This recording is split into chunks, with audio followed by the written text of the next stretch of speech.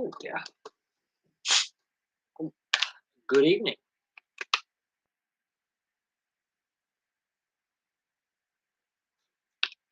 Good evening, everybody.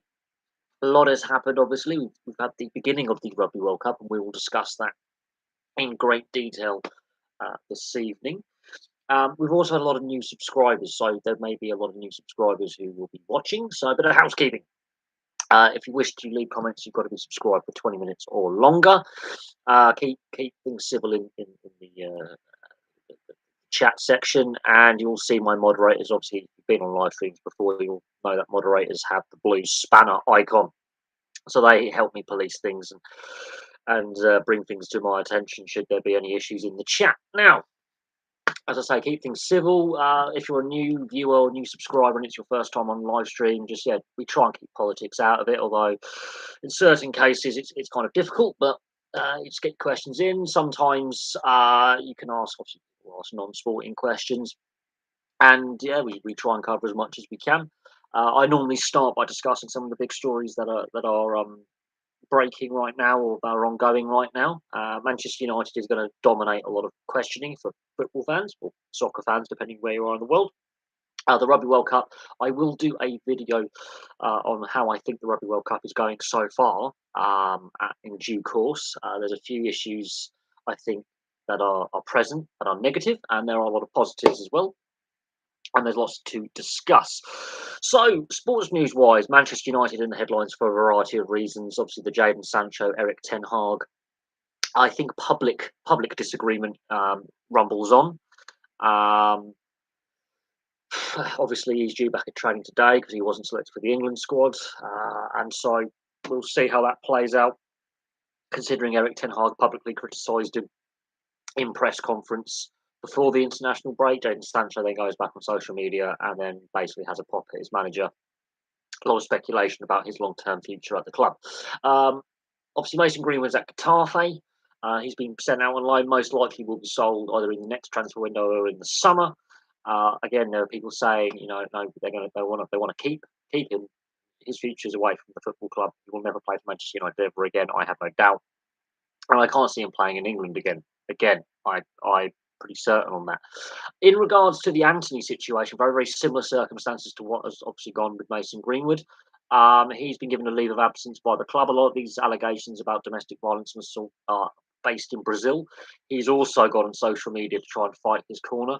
Now, I don't understand the Brazilian legal system. It's a completely different legal system based on the Portuguese legal system, which is, as I say, a different legal system to here in the UK. Obviously, they have a civil legal system where there's a judge and jury trials, but it's how they go around investigations and bringing cases to court is different. Apparently, Greater Manchester Police are cooperating with their Brazilian counterparts, I believe, in Rio de Janeiro. So that's interesting. He's been given a leave of absence. Very similar circumstances to what's going on with Mason Greenwood. There's been allegations, public allegations against him, and we know that an investigation is ongoing. So Manchester United, obviously their share price tanked following the announcement that the Glazers were not going to sell at least this calendar year, possibly into next year at the earliest. Look, the Glazers overvalued the value of the club by at least double, maybe 3 times what the club is actually worth. They were asking for. No one's going to pay 3 times over for an asset. You're ripping yourself off. But there's growing discontent with the ownership. So Manchester United is always an interesting tale. Other football news, Hans Flick has been sacked as Germany manager. That went a little bit under the radar with me because obviously the Rugby World Cup's taking place, but poor run of form. They lost 4-1 to Japan in a friendly because obviously next year they are hosting Euros, so therefore they don't have to go through a qualification campaign. But their run of form has been dreadful, partly because they're playing friendlies all the time. The games that they're playing are included, well, to even an extent, the Nations League are games that don't really have any bearing because the next tournament they are hosts. So there's pressure now on who replaces Hans Flick. Obviously, he came in quite highly rated because of his time at Munich, and I believe before that at Dortmund as well. But his time at Munich, he came in highly rated, but you can see that the dominance of Bayern Munich it's clearly damaging the German international game. But I don't really follow the qualifiers or friendlies. I only really follow actual tournament football. And when it comes to the club game, I only follow the cup competitions. The day to day ins and outs of week in week out football doesn't really interest me anymore.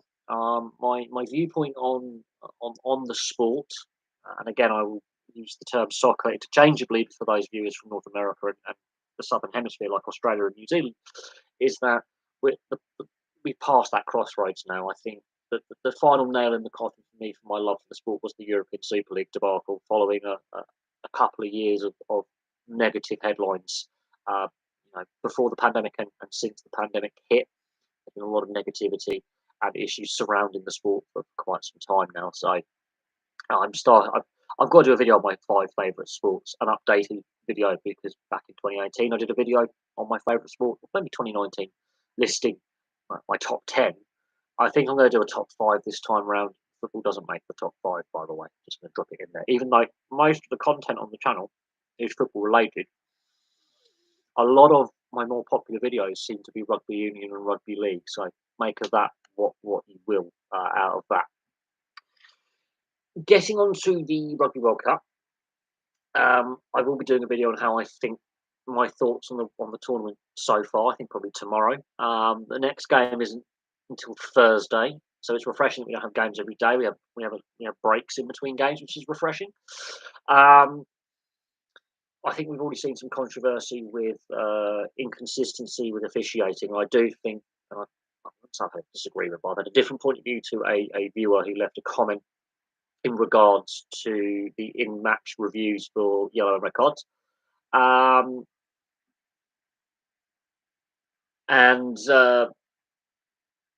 think World Rugby, like a lot of contact sports, are obviously taking the issue of head contact and player welfare and injuries very, very seriously, especially head injuries, but all injuries in general and foul play. But I think they've been very reactionary or pro-actionary. So we shall see what plays out there. Look, the US lost to Lithuania in the round robin stage. And this is a team with NBA and collegiate talent on it. And a lot of the sports commentators and sports journalists and experts in the US were like, a lot of them didn't even realize where Lithuania was. It shows the ignorance of a lot of the American establishment, and people tend to forget a lot of nations in Eastern Europe. Basketball is the national sport, or one of the national sports. Well funded, well organised, good infrastructure, and the best European players end up in the NBA. I'm not surprised Lithuania beat the US. It's no surprise to me. And I don't even follow basketball, but I do know that in large portions of Central, Eastern, and Southeastern Europe, basketball is a very, very popular sport. Good attendances, good player base, good finances. The sport's well financed. They regularly sell out games, so it's not as if they're struggling to sell tickets. Um, it is hard to judge the Rugby World Cup because obviously one team from each pool hasn't played yet. There's 4 teams yet to open their tournaments, but each team is given basically a rest week. There's been a lot of discussion in previous Rugby World Cups about strength of schedule or the time frame between games. I think it is hard to judge all teams, but I think from what I've seen so far, the crowd numbers have been good.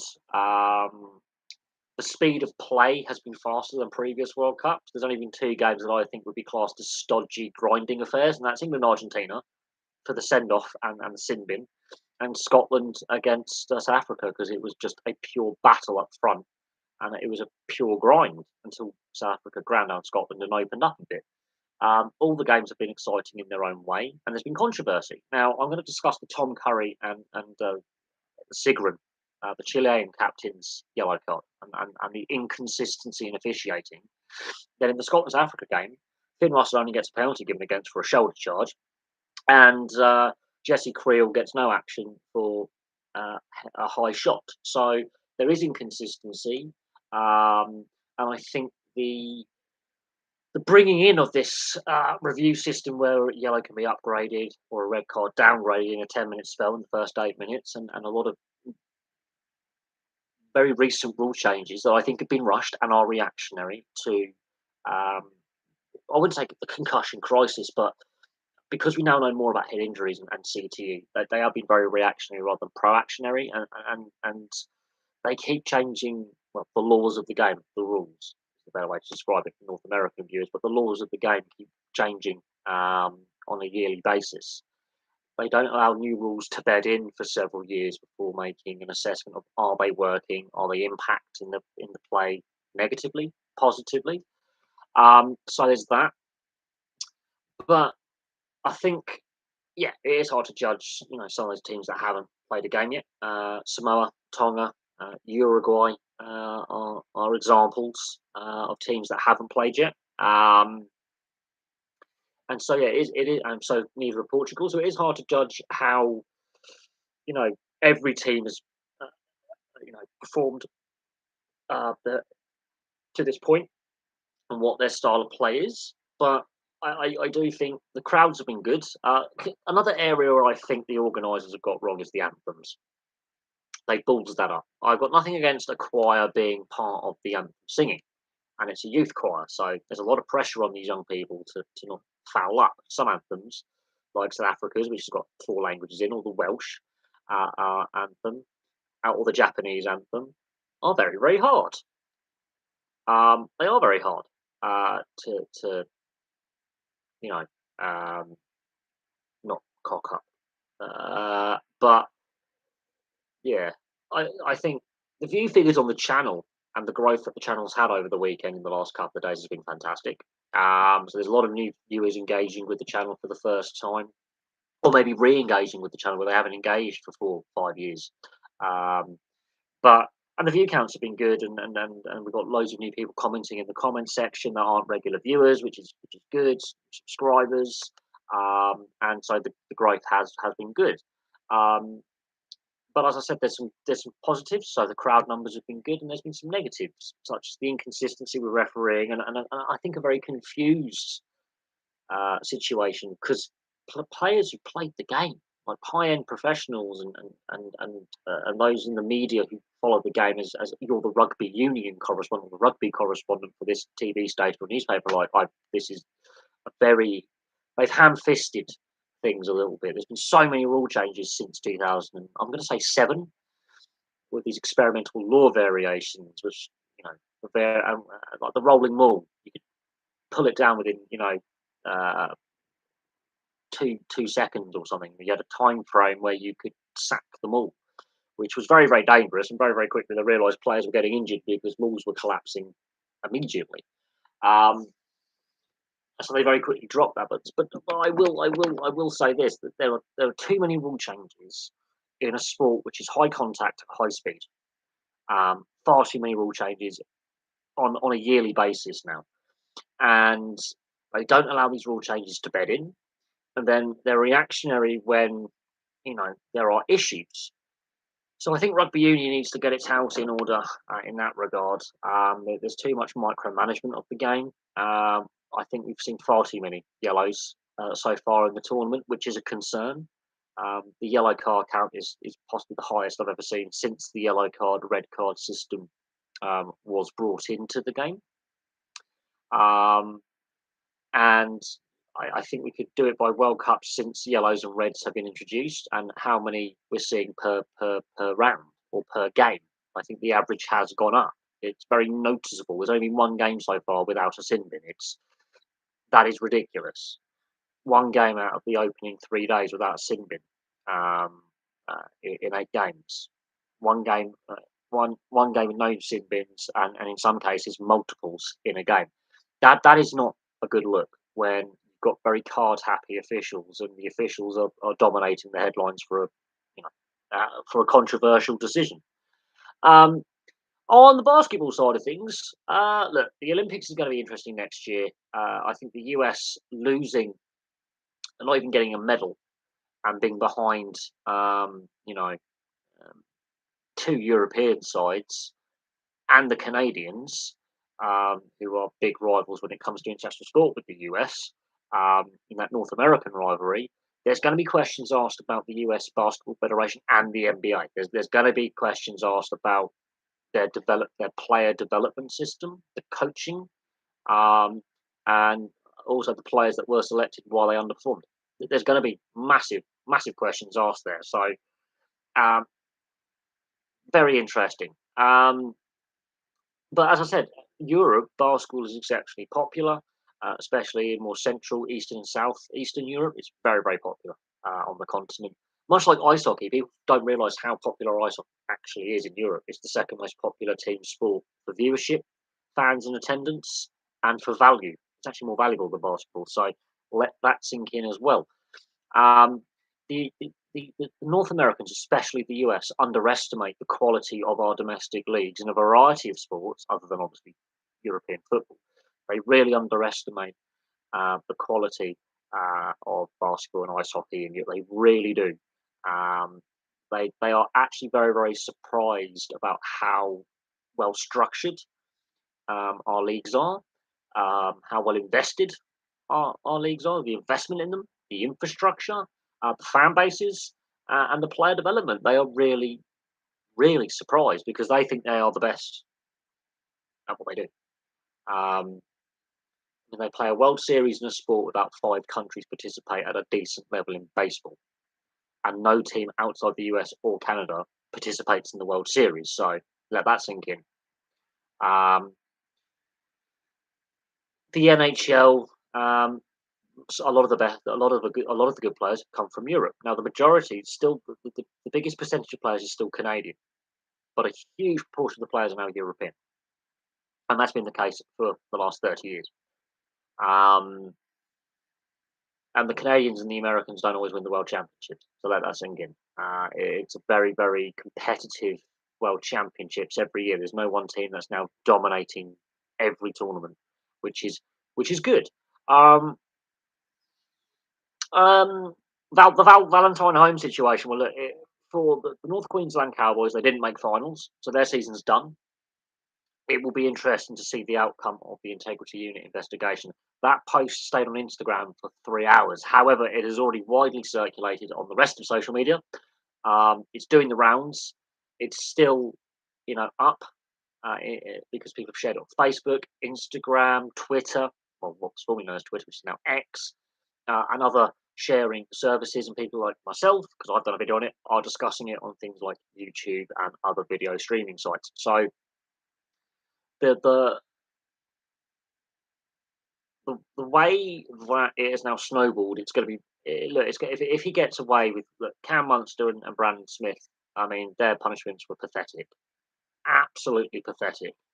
Um, and they were both going into a contract year discussion. So that was very interesting that one stayed at the Storm and one left the Storm, but they were both going into contract years basically, where will they stay, will they go, will they extend, will they go to market, that kind of thing.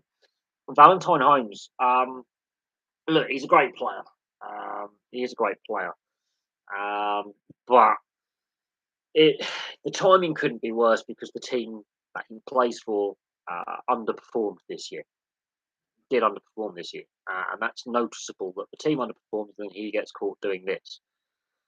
Um, I think previous punishments haven't been good enough or harsh enough.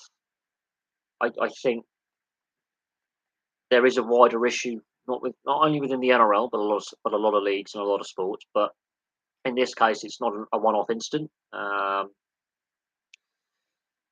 We had in the spate of a few days 3 players 2 years ago in the off season embroiled in a similar situation, um, and two of those players was Queensland teammates, the state of origin in Reece Walsh and Cameron Munster. So there's clearly issues at play here, and the culture of the sport has to be questioned. Now, Todd Payton's been put in a difficult position. I wouldn't say his job's under threat, but this is a situation he doesn't want to be in, and I think they're lucky it's off season now for them. If this happened mid-season, um, unfortunately, the coaching staff will have to face a lot of awkward questions. It's happened well, it's come out post-season. Now, we don't know when that photograph in post was taken, as in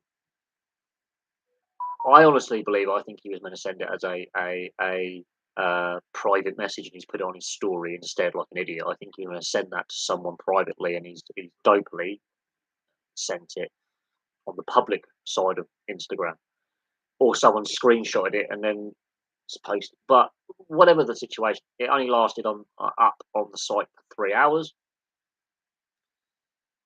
Um, but look, we've been here before. Um, we have been here before. I wouldn't be surprised if there's a few more players at the end of the season and off season who end up in similar hot water, like 2021 with Reece Walsh, Cameron Munster, and Brandon Smith.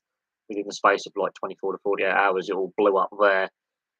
They normally come in twos and threes. So when Sean Kenny Dow got in hot water way back, I think it was in 2017, if I'm not mistaken.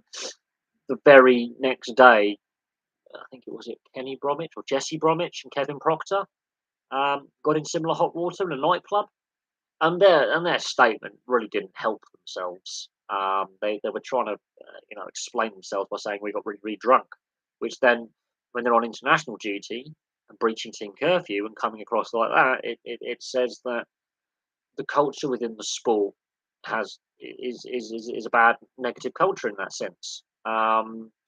And this is at a time when the game is trying to grow itself. The league's trying to grow its appeal, not only domestically, because they're having a battle with the AFL about supremacy domestically in Australia, but they're going to be taking games to Vegas next year. So this is really bad PR when you're going to be trying to sell this product, the NRL, to the North American audience and North American commercial partners who you want to invest in your league. And the fear is that the players will not behave themselves in Vegas. No one behaves themselves in Vegas, for Christ's sake. I mean, Vegas is known as Sin City for a reason.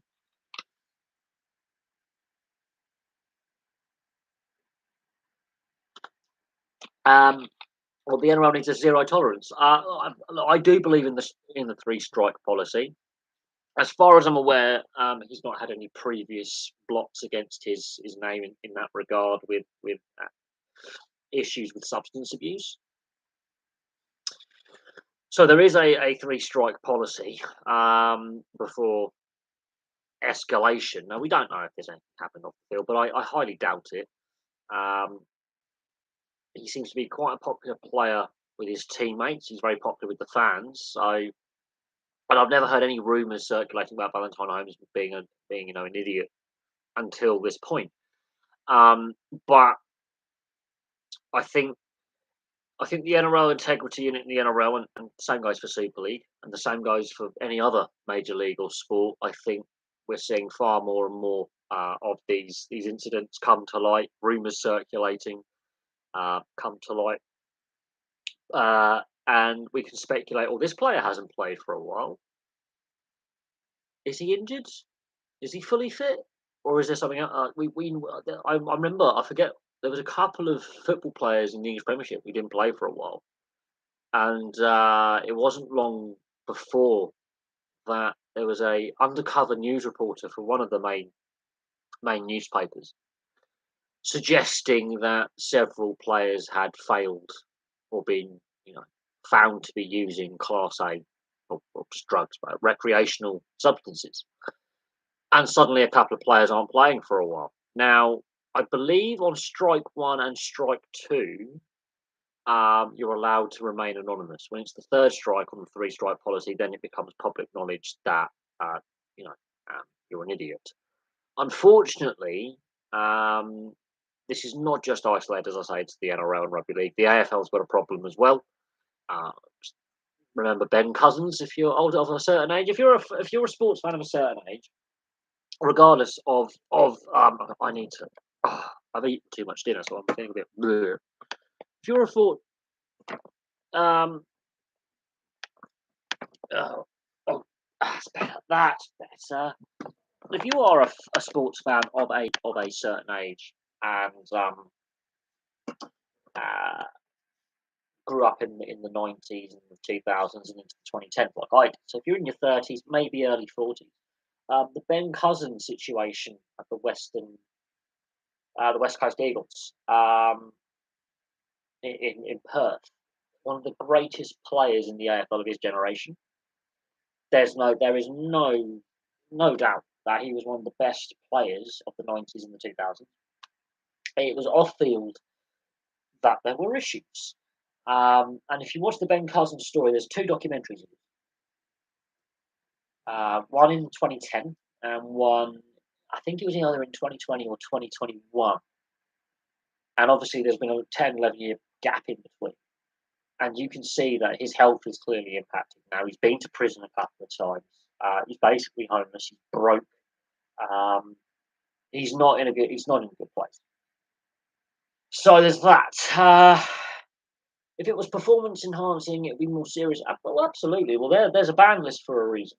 Um, and obviously, over the years, we've seen the debate in regards to the therapeutic use exemptions, and we've seen controversy surrounding, the use of asthma inhalers for procycling and antihistamines, which technically are steroids for allergies.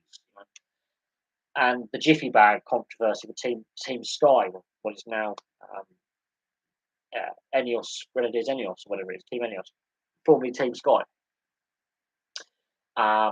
surrounding Bradley Froome and Bradley Wiggins and Chris Froome. And then the doctor who supplied the Jiffy Bag has now been struck off the medical register, and there was other things going on, and there were a lot of eyebrows raised and questions raised about the dominance of Team Sky in the Chris Froome, Bradley Wiggins kind of era. We've seen, obviously, the Lance Armstrong scandal and what that did for the sport of cycling, and Floyd Landis and others, and Marco Pantini and the Festina scandal. So basically, since the mid to late 90s till now, cycling's had a black mark against it.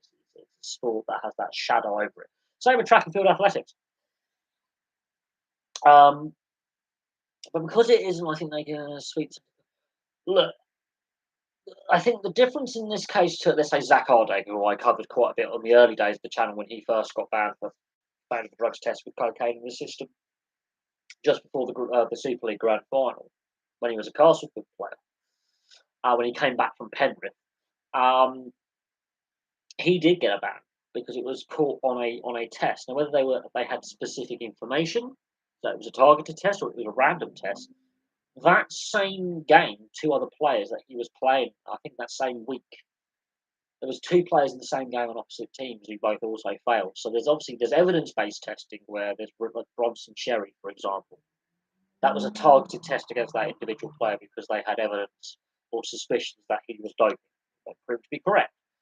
But when I look at some of the major leagues, like NHL, for example, they only test twice a year, once in pre-season and generally once before the Christmas break. Very, very unlikely after Christmas you get tested. Very, very unlikely. That's a well-known fact, not even a secret. That you get tested in training camp and you get tested at some point in the first half of the season. And then after that, you're home free. Do what you want. Honestly. And we have seen players who brought up a negative test because of recreational or prescription medication that hasn't been cleared as a therapeutic use exemption. Some of the excuses athletes use when they are caught with a banned substance in their system is, I had the contaminated meat. Apparently, if you go to a training camp in Mexico or in the Sonoran Desert, so southwest of the US, contaminated meat seems to be a way that steroids get into your system or other banned performance enhancers. We've seen people claim that they were at a bar and someone, they had contact with someone who might have. It's just fess up, just admit to it. You screwed up. When they come up with some of these really outlandish excuses, I believe the athletes less.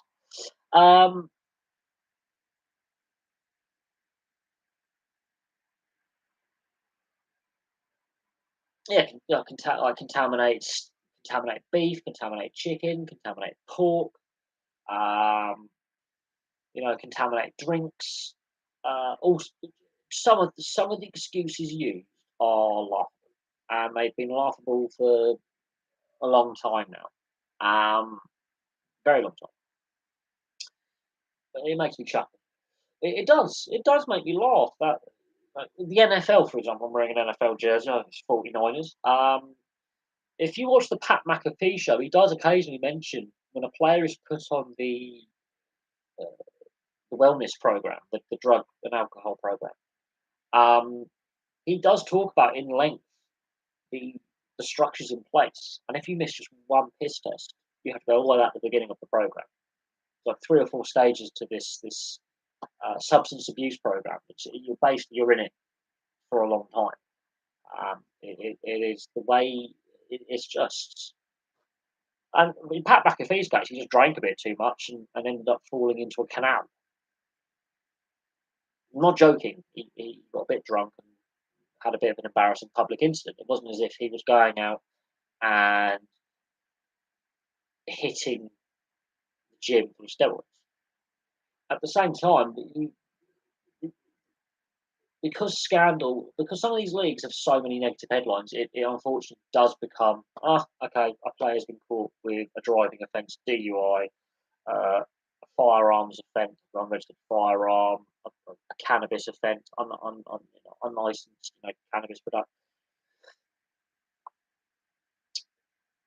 Oh God, look, I think some of the excuses are embarrassing. It's like Ivan Toney with his gambling ban.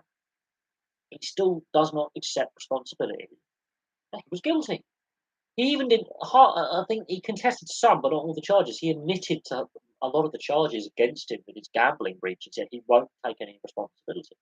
He's trying to blame other people, and it does become quite awkward. And in my opinion, sport does have an issue, and it's not tackling it, and it's not dealing with it, and it's not facing. The authorities are not facing up to the problem, and when they do catch someone out, high profile or less high profile, they tend to throw a couple of individuals under the bus to make an example. But we know the issue is much more widespread. So, while in Valentine's Holmes' case, it's not isolated, it's a thing, and there clearly is a partying, boozing culture within rugby league. The NHL was like that in the 70s, 80s, into the early 90s. So it's all swings and roundabouts. Do Some do have good reasons, like Jake Livermore and Dele Alli, but some the Jake Livermore one, I think, is the most heartbreaking. But others, I mean, it's it is, you know, the Jake Livermore one is quite famous. There was a lot of mitigation, and again, and then we mentioned the mental health and player well-being, and you know, I think there is more support and more understanding now about what happens up here than in the 70s, 80s, and 90s. I think we can all agree on that. I think ex-players or ex-athletes like Tony Adams with his addiction foundation, which helps not just athletes now, but everyone from walks of life. But with the rehab facility he has set up, it was eventually towards the end. By the time Wenger comes in, he'd been sober for about a year and a half because George Graham had said you've got to sober up because you're playing piss. But Tony Adams, one of the best players this country's produced in my lifetime. He was playing. I grew up watching him, and he had already had a very long career by the time I started watching football. As a player, he's great. Manager, okay, not so good. But as a human being, what he's done for people suffering with addiction and mental health with his rehab facility is fantastic.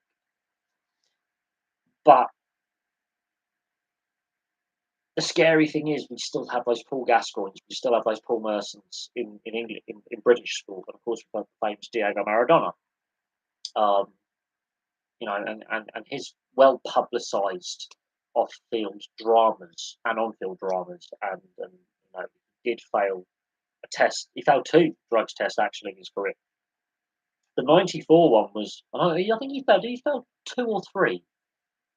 Maradona failed more than one test. I know that much. It was either two or three, and the famous one's '94, but I think he failed one after. I think he failed one before. So there was a lot of controversy, there was a lot going on, and should he have played at the '94 World Cup anyway, and a lot of other background noise. But Adrian Mutu is another one. You know, he was touted to be the next Hadji, the next big thing out of Romanian football, and he's had multiple, very similar to Maradona, very similar to the off field and what's happened there. And then we go over to North America and the major leagues in North America, and I'm going to use obviously the famous ones like Grant Fuhr and Bob Probert to name two. Mike Ribeiro is another one. He left the league and never came back to deal with his alcohol issues. Grant Fuhr and Bob Probert, I mean, they're the high profile NHL players who had substance abuse issues. So it's not just confined to one league or one sport, and it's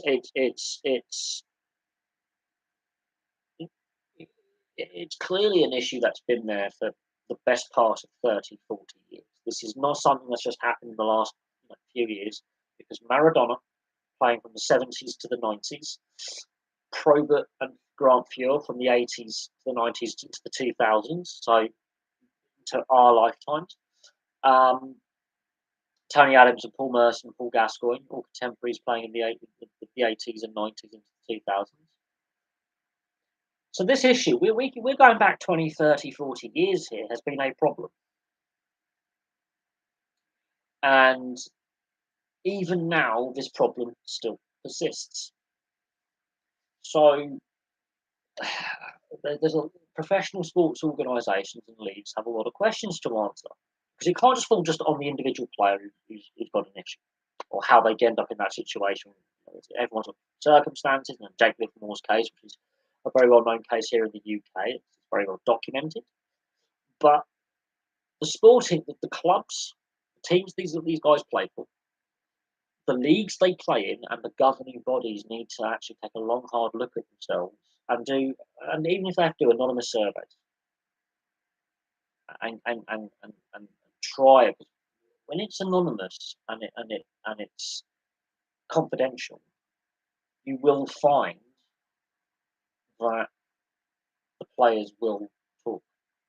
They'll write down on that piece of paper, on that online form, and submit, and then you'll get a fair idea of it, of how widespread. Because I don't think it's small little pockets. I think it's more widespread in the sports, and I don't think the testers are catching them. And Valentine Holmes dobbed himself in by his stupidity. If you're gonna muck up, don't advertise it. Just muck up. Just don't do it. Don't get caught. You're gonna be an idiot, but don't get caught. If you're gonna do something stupid, do something stupid. Learn from it. Don't don't advertise the fact you're being a moron when you're a moron. It's just, you can't teach it.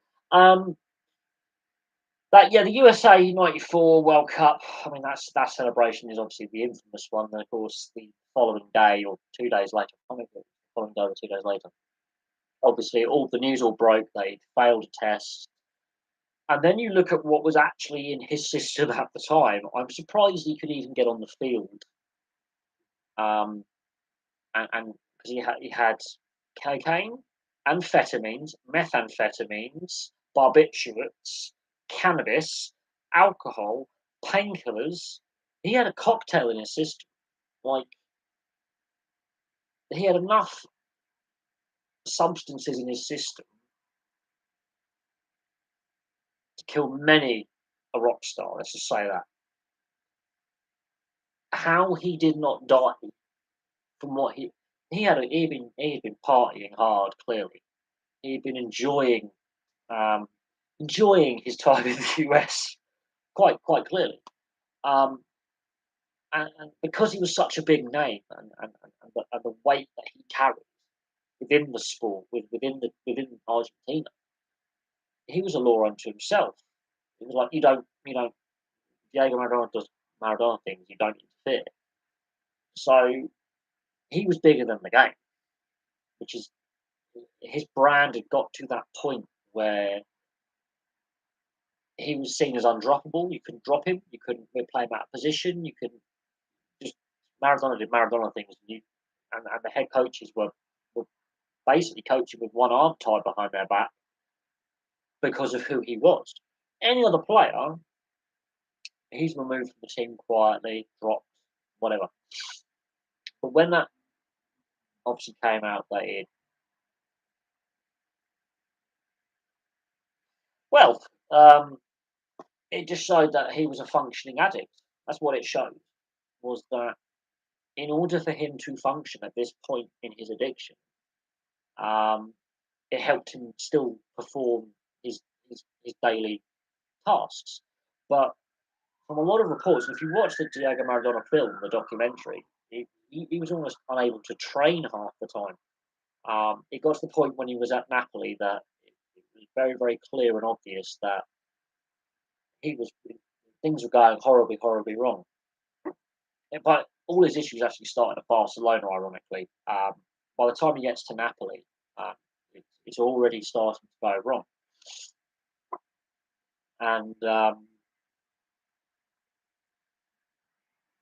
And so, yeah, ironically, that's one of his best goals he ever scores. I'm not even sure he remembered scoring. But it's like there was a famous quote by Paul Gascoigne. Now, Paul Gascoigne obviously ended up playing for Lazio for a period in the mid '90s, early to mid '90s, and Maradona's playing at Valencia. So he's gone back to Spain, but he's gone to Castilian-speaking part of Spain rather than Catalan. And there was a European game, and they're both in the tunnel.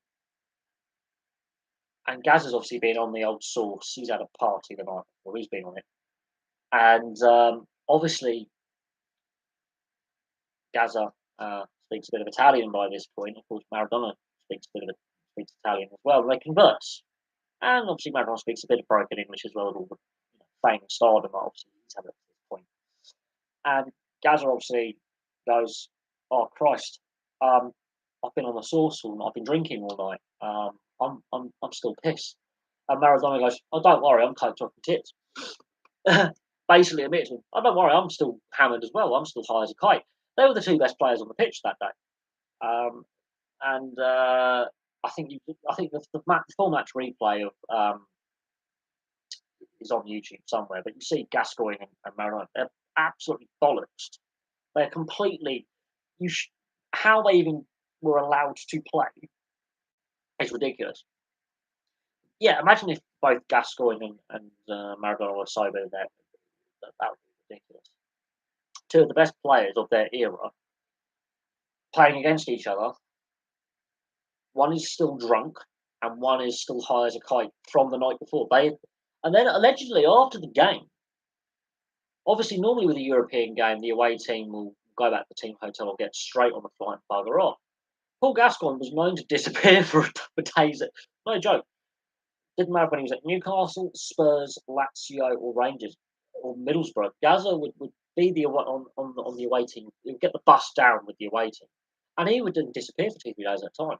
There was a time, I think it was either before the FA Cup final or semi final, when he was playing for Spurs. I believe it was against Forest. That infamous tackle against him, he injured himself and the opposite player.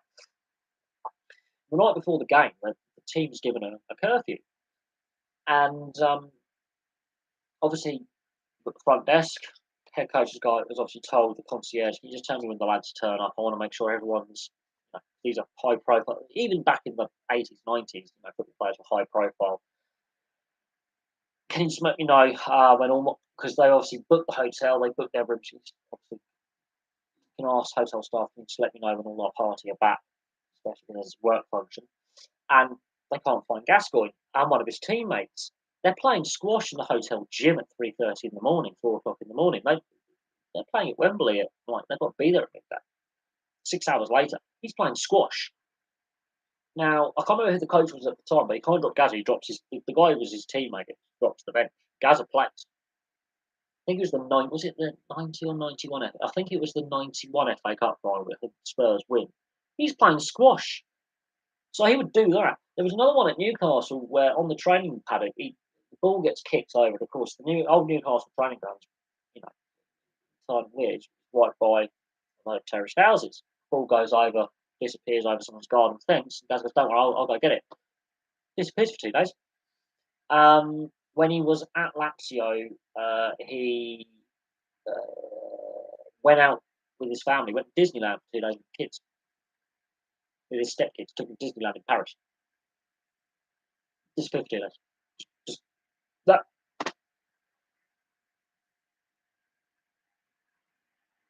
Was it Sevilla? Yes, it was. Well, I think he played for Valencia as well, but Sevilla, it was. But the principle applies. They both apparently after that game, instead of Gaza going home with the Lazio players back to Brighton, he went out on a bloody session with Diego Maradona and some of Maradona's teammates. So, but Maradona wasn't the only Argentinian player because you had Claudio Canega. He got done for cocaine as well. Um,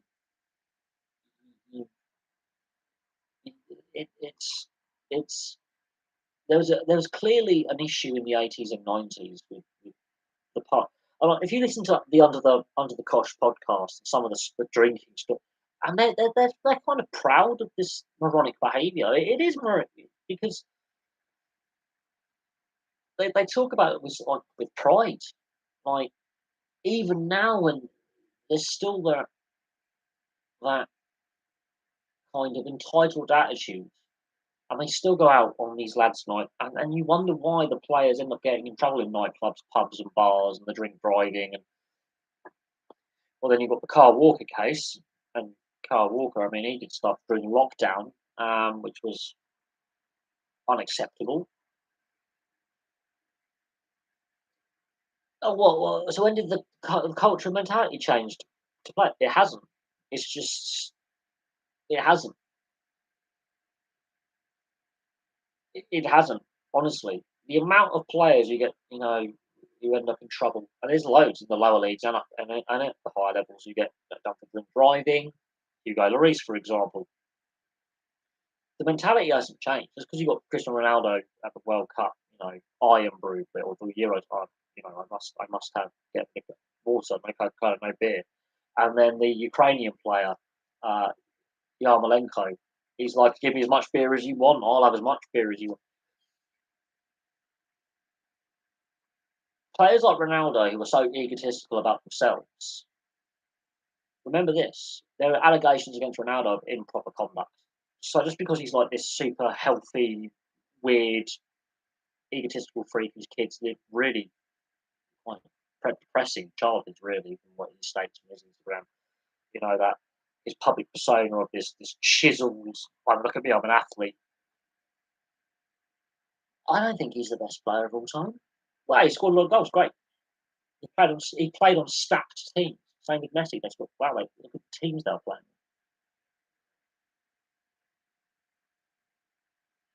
Balotelli is a menace. Kyle Walker is a sex pest, and Grealish is an alcoholic. There, I've just summed up 3 players in one go. One's a pisshead, one's a sex pest cokehead, and the other one is just a general menace to society that if he was anyone else, he would be seen as that chav on the council estate, like an ASBO against his name.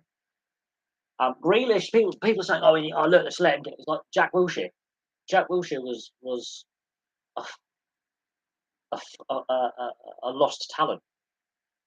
He could never stay. He was a prankster. He was a when Arsenal won one of their last FA Cups when he was playing.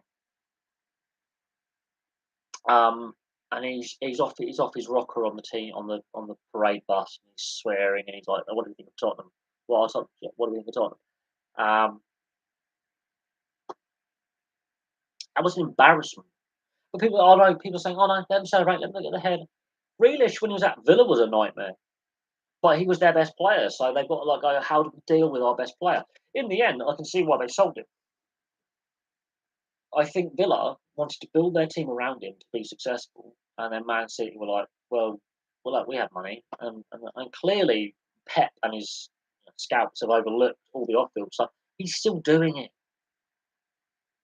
He's still doing it. This is enabling bad behaviour. This is. Oh, he's let his hair down. Let his off season. these are role models for young kids.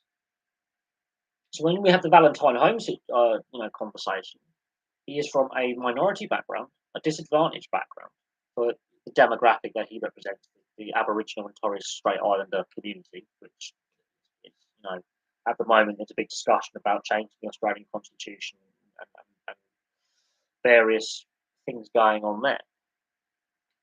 And a lot of the things I see, oh, it's postseason. They're all with them. And there's this sort of like acceptance within the fan base by a lot, going, yeah, we will do it on the weekend. Why can't he? And the problem I find with that, same with Jack Grealish, because the West Midlands is a big working class. Birmingham is a big working class city. Is that especially during the first lockdown, football players across Europe were an embarrassment. They were an embarrassment. And Grealish was one of them. Walker was another one. They were an utter embarrassment. These are going to be role models, and Grealish pissed as a fart drink driving and got away with it. Kyle Walker, a sex pest with prostitutes and cocaine. Balotelli was always a nightmare. I mean, Balotelli, what was ADHD? I've got ADHD. I do not put, cigars out in youth players' eyes. I do not blow up my bathroom with fireworks. I've got ADHD. I don't behave like that.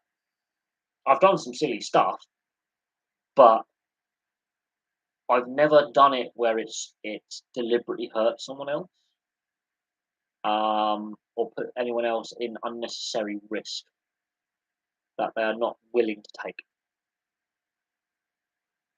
So he's clearly got issues. And there are other mental disorders. He's clearly not right. We can agree on that. He's a character. But people say, we need characters like that. No, we need characters who give funny interviews and have a sense of humour and actually are a bit of a joker, but not too much of a joker. They're relaxed personalities. They're human. What we get, however, Grealish is the next Paul Gascoigne, the next Paul Merson, the next Jack Wilshere, the next Diego Maradona. The next player who's a great player. There's no doubt on his ability. None. But what there is a doubt about is 5-10 years down the line, will the conversation be different? I think it will. I think what we're seeing with Grealish is we are enabling an addict, and what he might be doing now is binge drinking. But I tell you now, we've seen other sports. What is happening is that is the enabling, because no one's saying, wind your neck in, mate. No one is getting hold of that, includes Guardiola.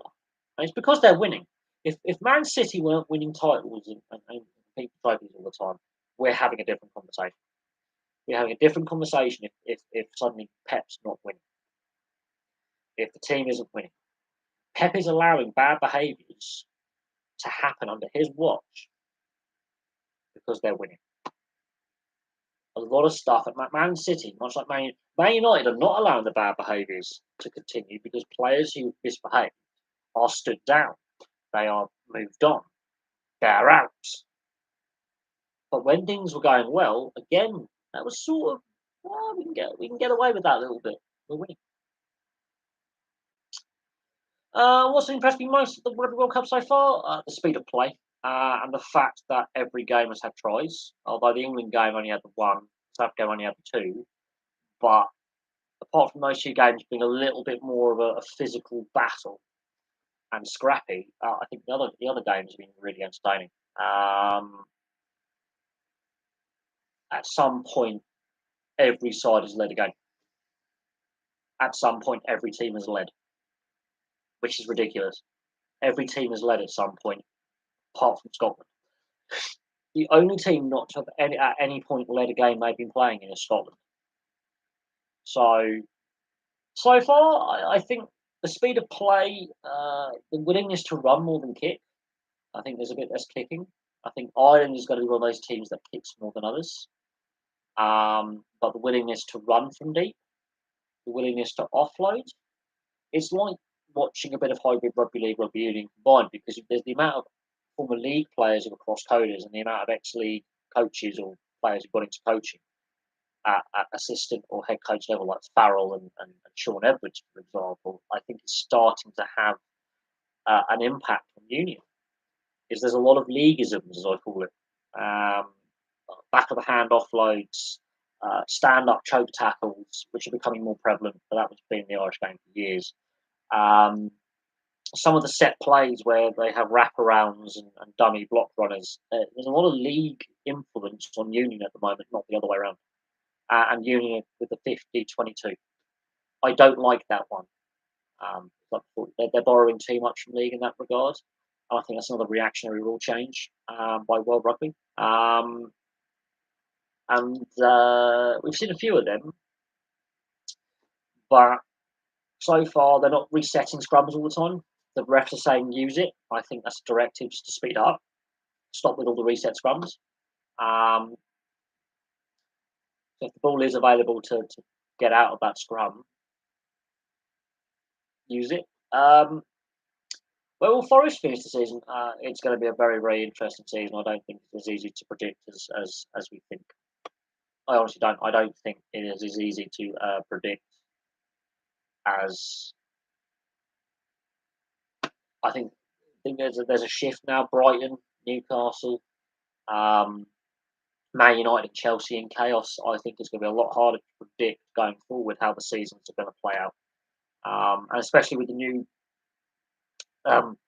spending rules to replace financial fair play. When they come into force next year, I think that's going to have a bearing. With the Saudis buying all of our contracts now, honestly, that's where the Saudis spending money is fine. They're picking up crap contracts. They're picking up players that are not playing that no club wants in Europe. The Saudi league is the retirement league now. Yeah, Kevin Sinfield is England's defence coach. I think Borthwick's been brave there. Very, very brave. I'm surprised that England really didn't get Farrell and Edwards in at some point, but Andy Farrell, I think the bridge has been burnt between Andy Farrell and the RFU, and I think he would. I think if he was to become England coach, his son can't play for him. I think there'd be a conflict of interest in his personal opinion, and I think the Irish Union have given him full backing, and what he's built upon, he's built upon a legacy that has been there since 2009 and made it better. So Andy Farrell, I think, is quite happy in his position. Can't see him leaving. I do think it was a brave choice by Steve Borthwick and the RFU to bring in Kevin Sinfield, considering his record at Leeds Rhinos was shocking. I think we'll agree on that. He was a great player, not so great as a director of rugby and as a coach, not so much. But look, I think that's a bit harsh on Sinfield. I could see Kevin Sinfield going into an administration role as well at some point, work in the governance of either league or union. I think we need to have more ex-players who've also been involved in coaching and ambassadorial work, actually also getting back into the working with the governance of the game and having a fair bit of say on rule changes, rule variations, and rule implementation, because I do think some of the policymakers have got some of the rule changes, especially in union, very, very wrong. And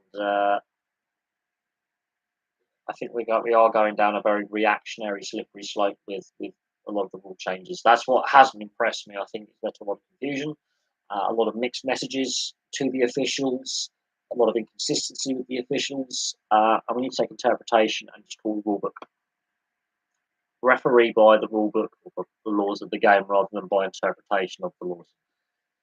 I think they need to reword some of the wording of some of the rules to make it a little bit more simplified and clearer, and get rid of refereeing by interpretation, make it more black and white rather than grey, and I think there we may see more consistency. But it doesn't matter what the sport is, the officials will always be criticised for the consistency. But we've had this discussion in so many leagues and sports and tournaments consistency. It needs to be called the first whistle of the first game of, of the season, or the first game in the tournament, to the final whistle of the final, or the last game of the season. It needs to be consistent the whole way through. We don't get that. It goes out the window, and I think that rubs fans up the wrong way. That aggravates fans, quite rightly. But you can't satisfy everyone. There'll be those who say you can't call it black and white. You need to referee with common sense. Okay, give the benefit of the doubt to both sets of players and captains, and get the captains and say, look, I'm going to let it flow for the first 10, 15, 20 minutes. But if I see repeat infringements becoming more regular, I'm going to start calling them.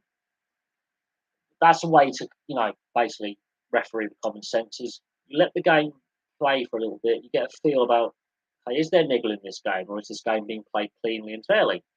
And if there is clearly a bit of niggle, a bit of chirping to give on sledging, then you go, right, okay, now we're going to start calling it by the book, and we're going to start laying down the law. What I've not been happy with is the amount of yellows. I think the refs, there's clearly a directive from World Rugby here. But because the speed of the game has actually been sped up, I think we are now seeing more fatigue, which is leading. And it's the same in league. We've seen more sin binnings and send off in league as well since they brought in the new rule changes over the last 3-4 years.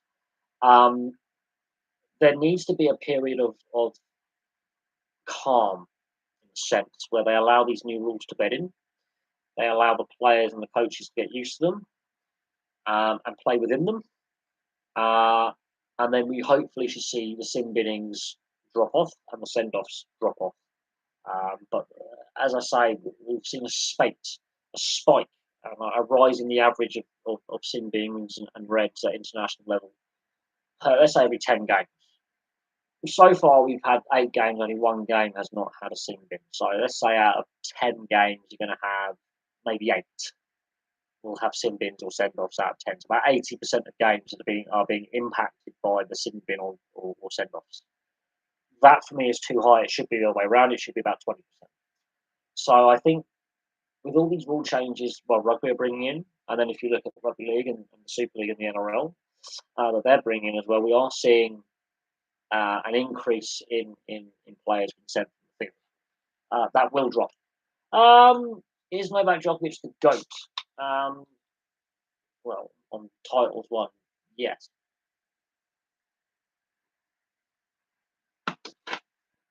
And he's still got a fair bit of career left at this point. Is he the GOAT? Is he the GOAT? On the stats, yes, but for how he conducts himself and how he plays the game and how he comes across, he won't be everyone. He's not everyone's favourite player. Stats wise, there's no disputing how many majors he's won, Grand Slams, how many titles he's won, the amount of prize money he's won, the amount of consecutive matches he's won. These various stats. You cannot judge an individual athlete on stats alone. There's also a lot of other bits and pieces surrounding that. Because Novak doesn't always, Novak, unlike other singles players, has never really attempted the doubles. And that is where there's a difference, is he hasn't won a doubles. If he could then go, okay, now I've won everything in the men's singles, let's go to the mixed or men's doubles. And then win a couple of Grand Slams there, then we can debate the GOAT.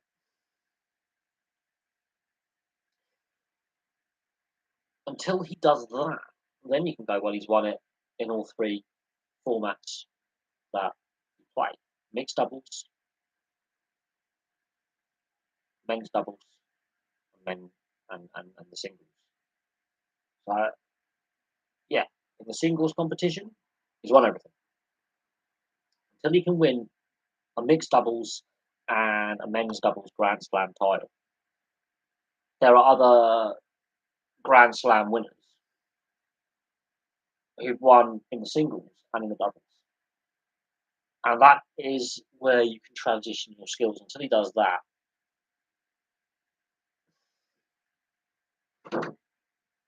I rest my case. Honestly. But on in the singles alone, yeah, the stats back it up. But is he a very popular champion? I think he's a very divisive champion. He does come across in a I wouldn't say controversial word. Divisive, prickly. I think prickly is a good word. He comes across as a bit of a Jimmy Connors and a John McEnroe type character. Um, well, look, well, again, that and how that was handled by both his team and himself, and the Open organisers in Australia and the organisers in Australia and the US.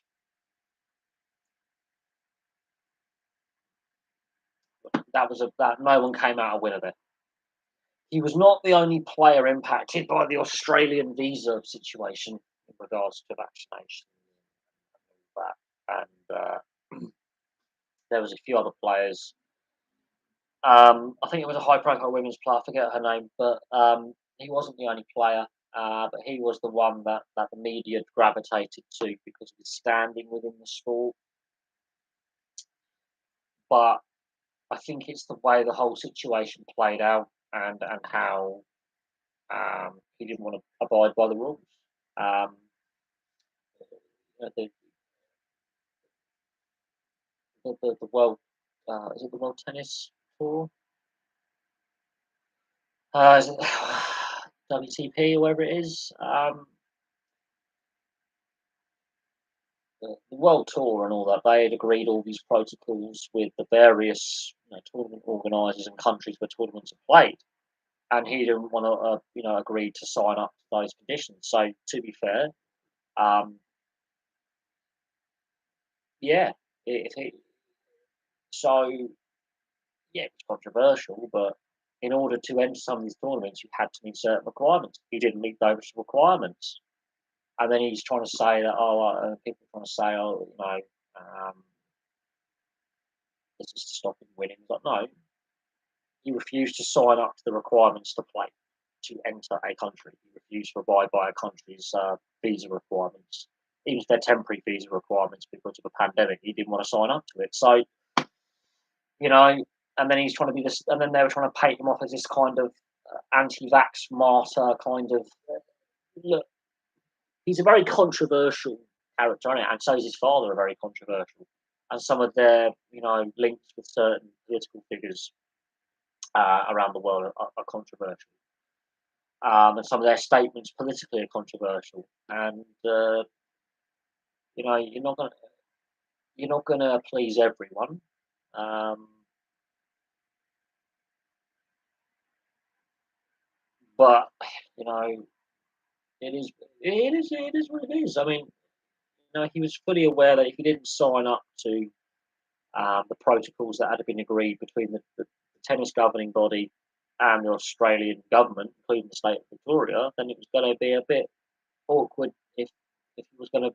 There was a bit of uncertainty whether he'd be allowed a visa or not.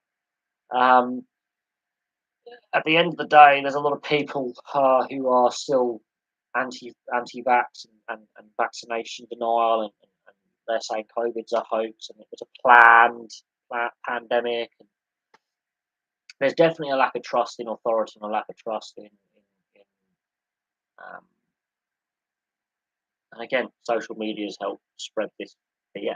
But I chose not to have a booster because I've had COVID now 3 times with the jab, so I don't particularly want to get ill again. But at the same time, I'm not in an at-risk group, and I don't have to get one. So unless it's mandated that I have to get one in order to, I'm going to continue. When they start bringing in vaccine mandates where it's compulsory, we're going to have problems. While it's still voluntary, I will choose to have it as and when I deem I need it. I think that was a better. I think if that is what he had stated, um, I'm going to wait until more research is done. That kind of thing. I think he might have been. I think a lot of his words were taken out of context. Um, But he wasn't the only player, and he wasn't the only athlete. There were several high-profile NHL athletes, for example, who refused to get vaccinated. I think there were about 12 in total, and they refused entry into Canada. So Tyler Bertuzzi was one who was playing for Detroit at the time, and I think there were two Canadian teams in the division, and there were three in the conference, and there's seven Canadian teams in total. He missed every Canadian team away day. When they were entering Canada, he couldn't travel with the Detroit, so that cost him a lot of games. And we can agree or disagree on you know forcing travellers to vaccinate. I think it's advised that you do, but suddenly they don't know. But it's we started going down a very slippery slope. But that's a political argument, and I always try and keep the politics onto the other channel. But sport and politics over the last 3, 4, 5, I would say last 10 years has become a more increasingly blurred. The lines become increasingly blurred. So that tells you a fair bit. Ironically, him missing a couple of tournaments because of restrictions probably has prolonged his career because he has had some injuries. That's another side note. He's probably prolonged his career by missing an Australian Open here or a US Open there, because he's had a few elbow injuries and he's had a few shoulder injuries. So him missing a couple of big majors probably actually helped him recover a little bit and get these niggles and injuries sorted out. So ironically, I might have actually benefited him even more to break more records. But no, I look at how sport and politics and social media as three, the Venn diagram, so to speak. Well, social media, politics, and sport, and how they merge together. It's a very toxic mix. I think I look at so the Trail Mitchell at South Sydney. Obviously, their season fell apart. They missed the finals. They lose the last game of the season to the Roosters. The Trail's obviously suspended for that game. There's a lot of discussion about what's going on behind the scenes at South Sydney. And the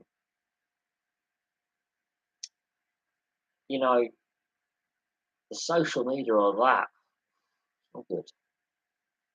I think a lot of people criticise the Trail Mitchell for his work rate, his work ethic, his fitness, and that's fair. If you're going to play fullback in rugby league, you've got to have a bit of movement about you. A bit of pace, a bit of energy. I personally think he's better as a left centre, but the Rabbitohs coaching staff wanting to play him at fullback, even though they got Blake Tarr, who's a better fullback, out and out fullback. But you know, but yeah, he's been criticised, and I think social media. I think some of it's a fair criticism, and some of it's overstepping the mark. Djokovic wasn't anti-vaccine; he was anti-mandates. I think mandates. We're going down a very slippery slope when we're saying you have no choice but to do this, otherwise we're going to segregate you from society. Uh, yeah. Until I am told otherwise, I'm going to vaccinate. I don't get a flu vaccine every year. It's called having an immune system. And the job I do, if I didn't have an immune system, I wouldn't be doing it. I'm not really classed as in a vulnerable category right now. But it's a difficult one. I mean, I do think we are going to see some. I mean, look, we've seen a lot of politicisation of sport. We've seen obviously a lot of politics get into sport. Another question about the Rugby World Cup. Uh, as I said earlier, I think the tournament's been exciting. I think teams are running the ball more from deep rather than kicking, which is refreshing. It's a very rugby league-esque style to attack. Only one team hasn't led a game yet, and that's Scotland. Every other team that's played has led a game at some point, which is refreshing. That even the lesser teams are giving it a go. I think we've seen too many yellow cards. I'm not a fan of this TMO yellow upgrade, red card, downgrade review thing. I think if the refs say it's about the threshold, then okay, sod that. It's just a yellow, get him off, or it's a red, get him off, done. Solve it after the game because most teams appeal their decisions and get them out. So. I'm mixed. I think is my view on it so far. The crowds have been good. I understand the water breaks. I don't believe we're going to see them throughout the entire tournament, but you never know. The heat may stay over France a bit longer than it will over here. I mean, our temperatures up in the UK have started to drop off now, but in south and central France, it's still very hot. It's definitely a lot warmer than in 2007. That's very noticeable. Although there were some games in 2007 that were quite brutal. Um, does you? I don't believe so. Not yet. I haven't. Uh,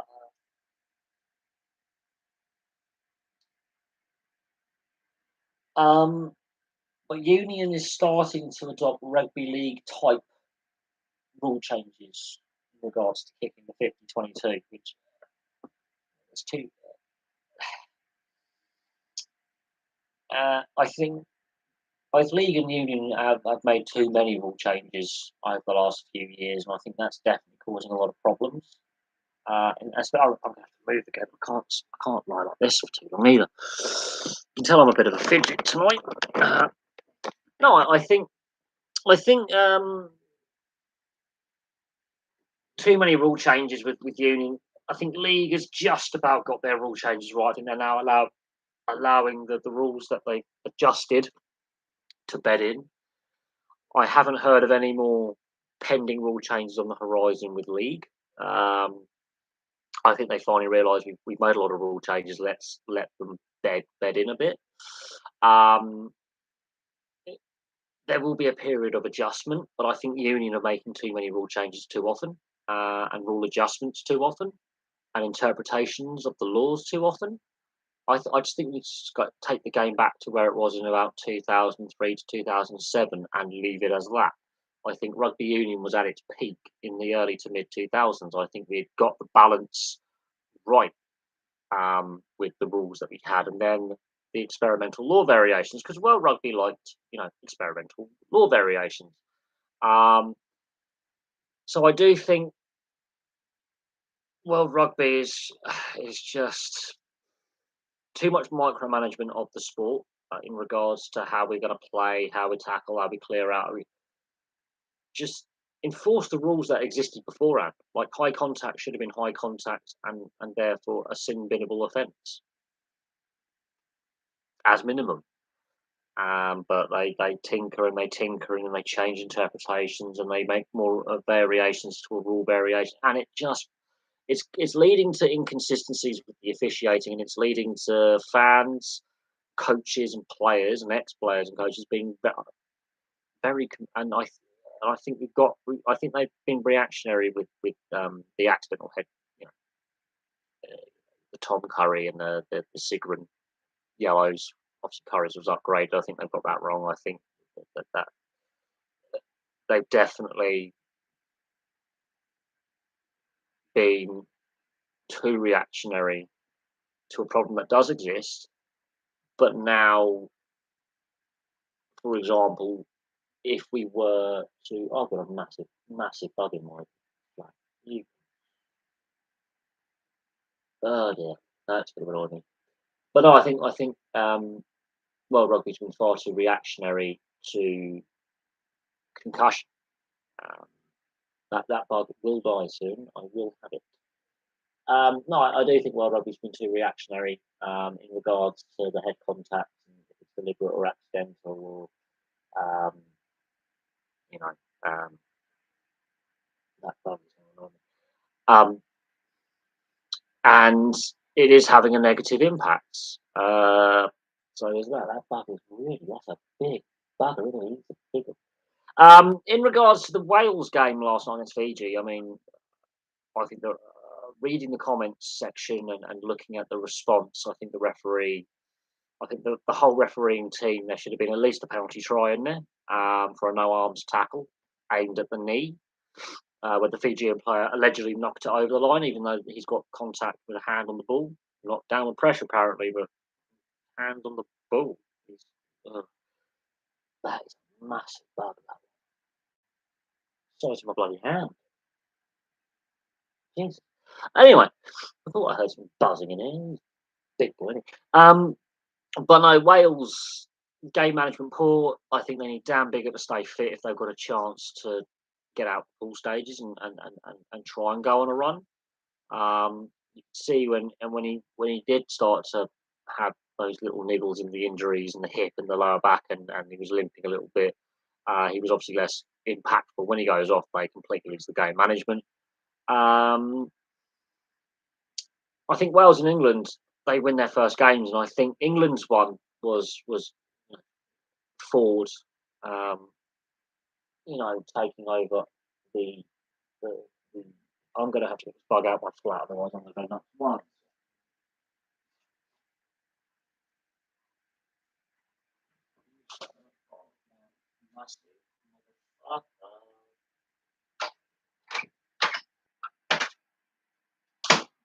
Oh, not there.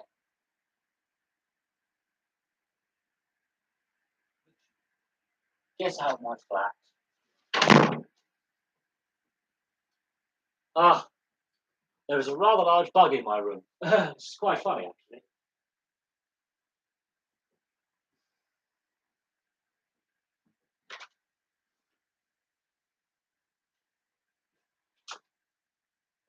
Get out the door.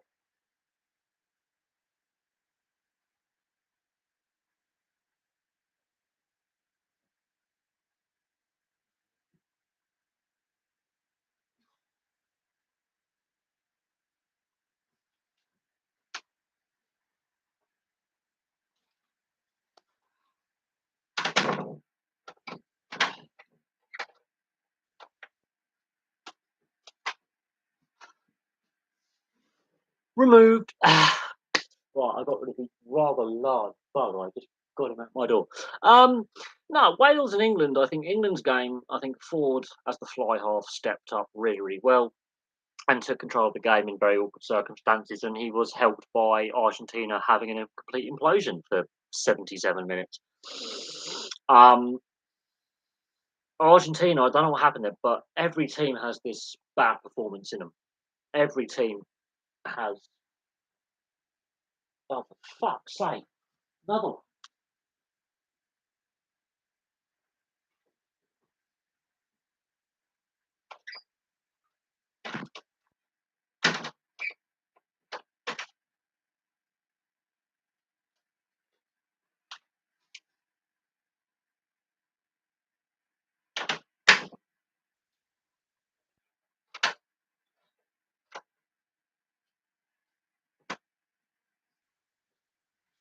Fuck the back. No, every team has. I'm sorry about that. I've got some rather large, daddy long legs getting in my room, and they're really annoying because it's humid. It's very muggy. I've not been sleeping well, and I have these bugs flying around. It's really aggravating. Anyway, back to Wales and England. George Ford took control of the situation. England were helped by Argentina completely having a meltdown. As I was saying, every team has that um, bad game in them. New Zealand have had two bad games in a row where they've collapsed in the second half when they've been in the game and then they fall apart. South Africa and France didn't have to play particularly well to beat the All Blacks, and the All Blacks did what Argentina did against England. They completely had a meltdown.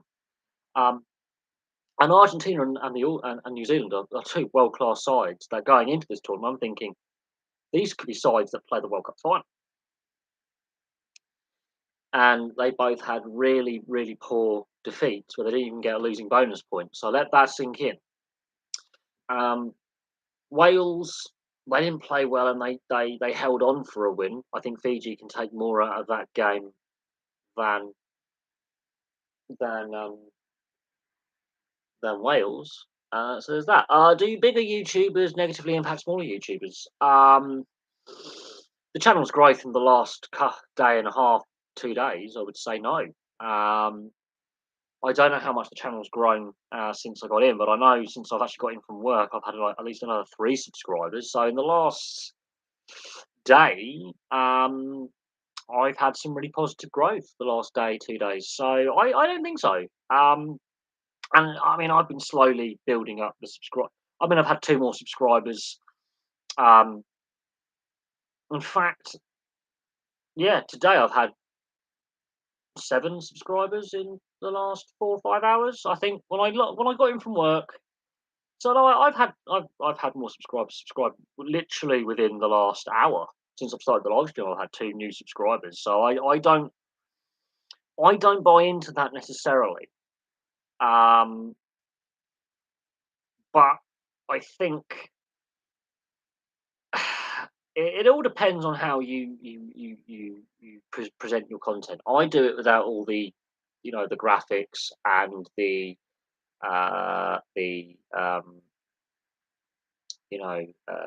editing. I do all my videos in one take. I keep things simple. Um, thank God those bugs. I've got rid of those bugs. No, I tend to keep things simple. I tend to keep things a bit more basic in a sense. I don't talk down to my audience, especially if I'm trying to, with newer viewers. So, if we've got a rugby union fan or a rugby league fan, they're going to know about the other code. They're going to know, a rugby fan is a rugby fan. They will know about the other code, be it league or union. They'll know there's a difference. They may not like league. They may not like union. They might like both codes, like me. I don't need to describe the sport, but with a newer viewer, I find it interesting. If you're doing a match view, just keep it basic. Just keep it basic. And I know that most of my viewers, for the most part, when it comes to the Football World Cup, Rugby League World Cup, Rugby Union World Cup, men's and women's, if they're already watching that content, they're already a fan of the sport. If, however, one of my other subscribers who may be an ice hockey fan or a baseball fan, more likely a North American, goes and asks questions, then I'm more than happy with newer viewers to a certain sport going, well, this is how this sport works. I've done the rugby union position video back in 2018. I realised I was getting a lot of North American viewers who were new to rugby union. So I did a rugby union 101 discussing the positions and um, what each position's role is. And I added a bit of humour, like the front row, the hooker, props. They're not building props. They're just 2 fat blokes who aren't fat anymore. Uh, but I mean, I could do a rugby league one, but I would have to get the whiteboard out. And my current setup with my current apartment, the lighting, the natural light isn't as good, and the space, the way the space, I'm going to have to completely, I would have to completely rearrange how my flat's laid out. I don't want to do that at this time because I don't have the spare time to do that rearranging, and I would have to take some time off work. So I've actually added more collectibles than before. Yeah, I think having a multi-sports channel does help when you may have a fan of one sport. So we'll use the North Americans, for example. There's a few of my North American subscribers who found their love of sports that I cover that they wouldn't have otherwise watched. So if you look in the comment sections of previous videos and live streams, Dan, he was an NCAA baseball player, had to end his career because of injury. He now works for Sacramento FC in the US Soccer League in California. Um, he credits me with getting his job because of my match reviews and club history videos. He found my channel, and then somehow I don't know how I'm trying to remember how he found the channel. But then he got interested in European football, and then when I started doing the club histories, he started looking at all the leagues in Europe. So I think I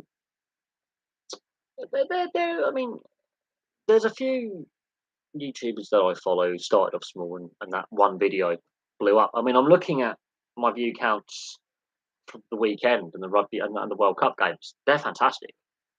Could not ask for better average view counts. They're not exploding like the Ireland Grand Slam Six Nations video, but they're good average view counts. They're higher than Rugby League World Cup view counts of this last World Cup, not the one. 2017 World Cup view counts did better for the Rugby League World Cup. Um, it's just weird that you know, two World Cups are different view counts, but the Football World Cup ones, the view counts are always really right. Take for instance, Footy Avengers. He does good stuff, but he's got that many subscribers. He will never respond to your comment. He doesn't necessarily need your view or sub if you get. I try my best, within reason. If I think the comment is worth replying to, for one, I think if the person commenting is being reasonable, if they agree or disagree, and I've had a few where there is a disagreement where they think one view and I think another. My best to engage in a positive way. I learnt that the hard way with. I think I did a review of an England Wales Six Nations game, and the Welsh fans just weren't having any of it. Well, a lot of them weren't. And I stood my ground, and a lot of them got very abusive, and I stood my ground. But then I realised to engage them in a pointless argument. Um, it cost me a few loyal subscribers. Ironically, it actually cost me some good subscribers who, up to that point, have been really loyal and. But that happens. I'm not expecting everyone who's subscribed the last few days to stick around post World Cup or post Six Nations. I don't expect that.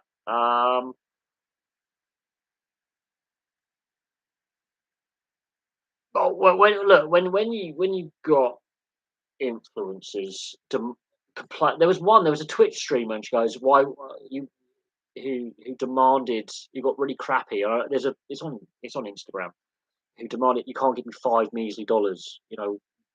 What? And she got very entitled. And then the clip goes to this Pacific Islander who's a carpenter. I think he's on Hawaii or Samoa, and some guy gives him.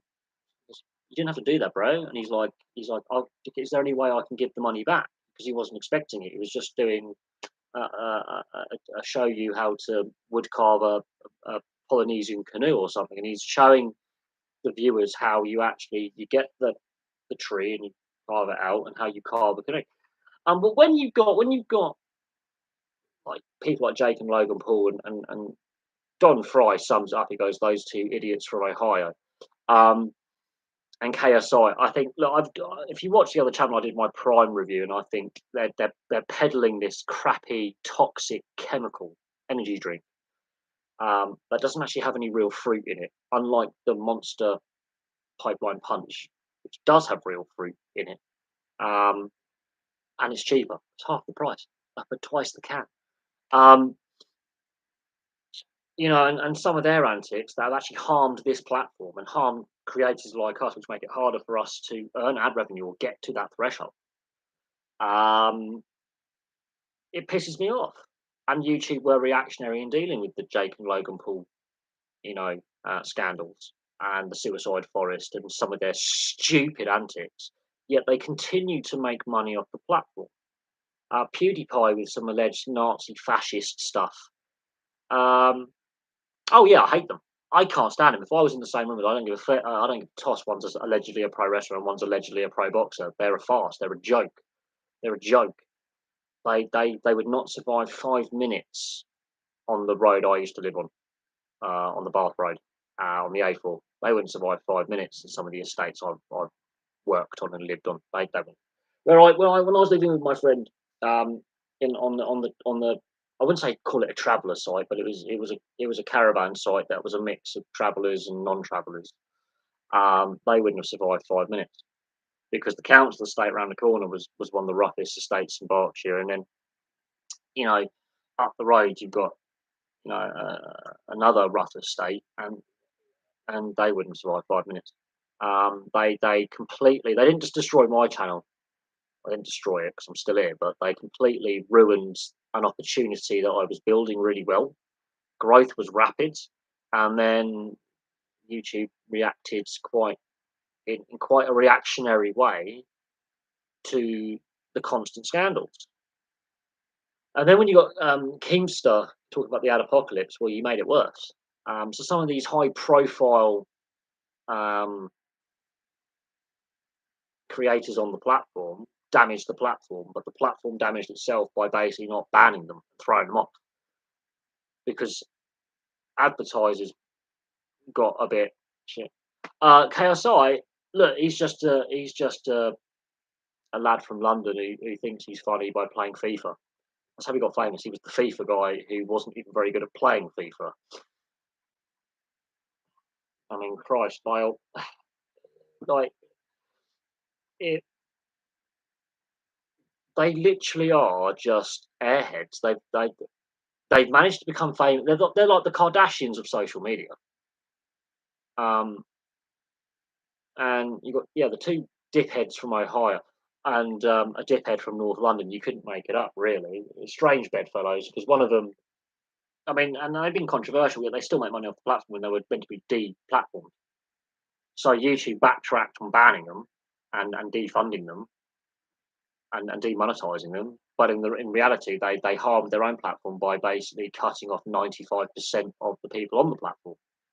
Um, and yeah, I was making money then I wasn't, and it's been 5.5 years of anger and frustration, and there's been points where I've wanted to quit, give up. Um, there's a lot of people who take the piss out of me wanting to do this, and not in a nice way that I work with, who are not particularly pleasant in their so-called humour.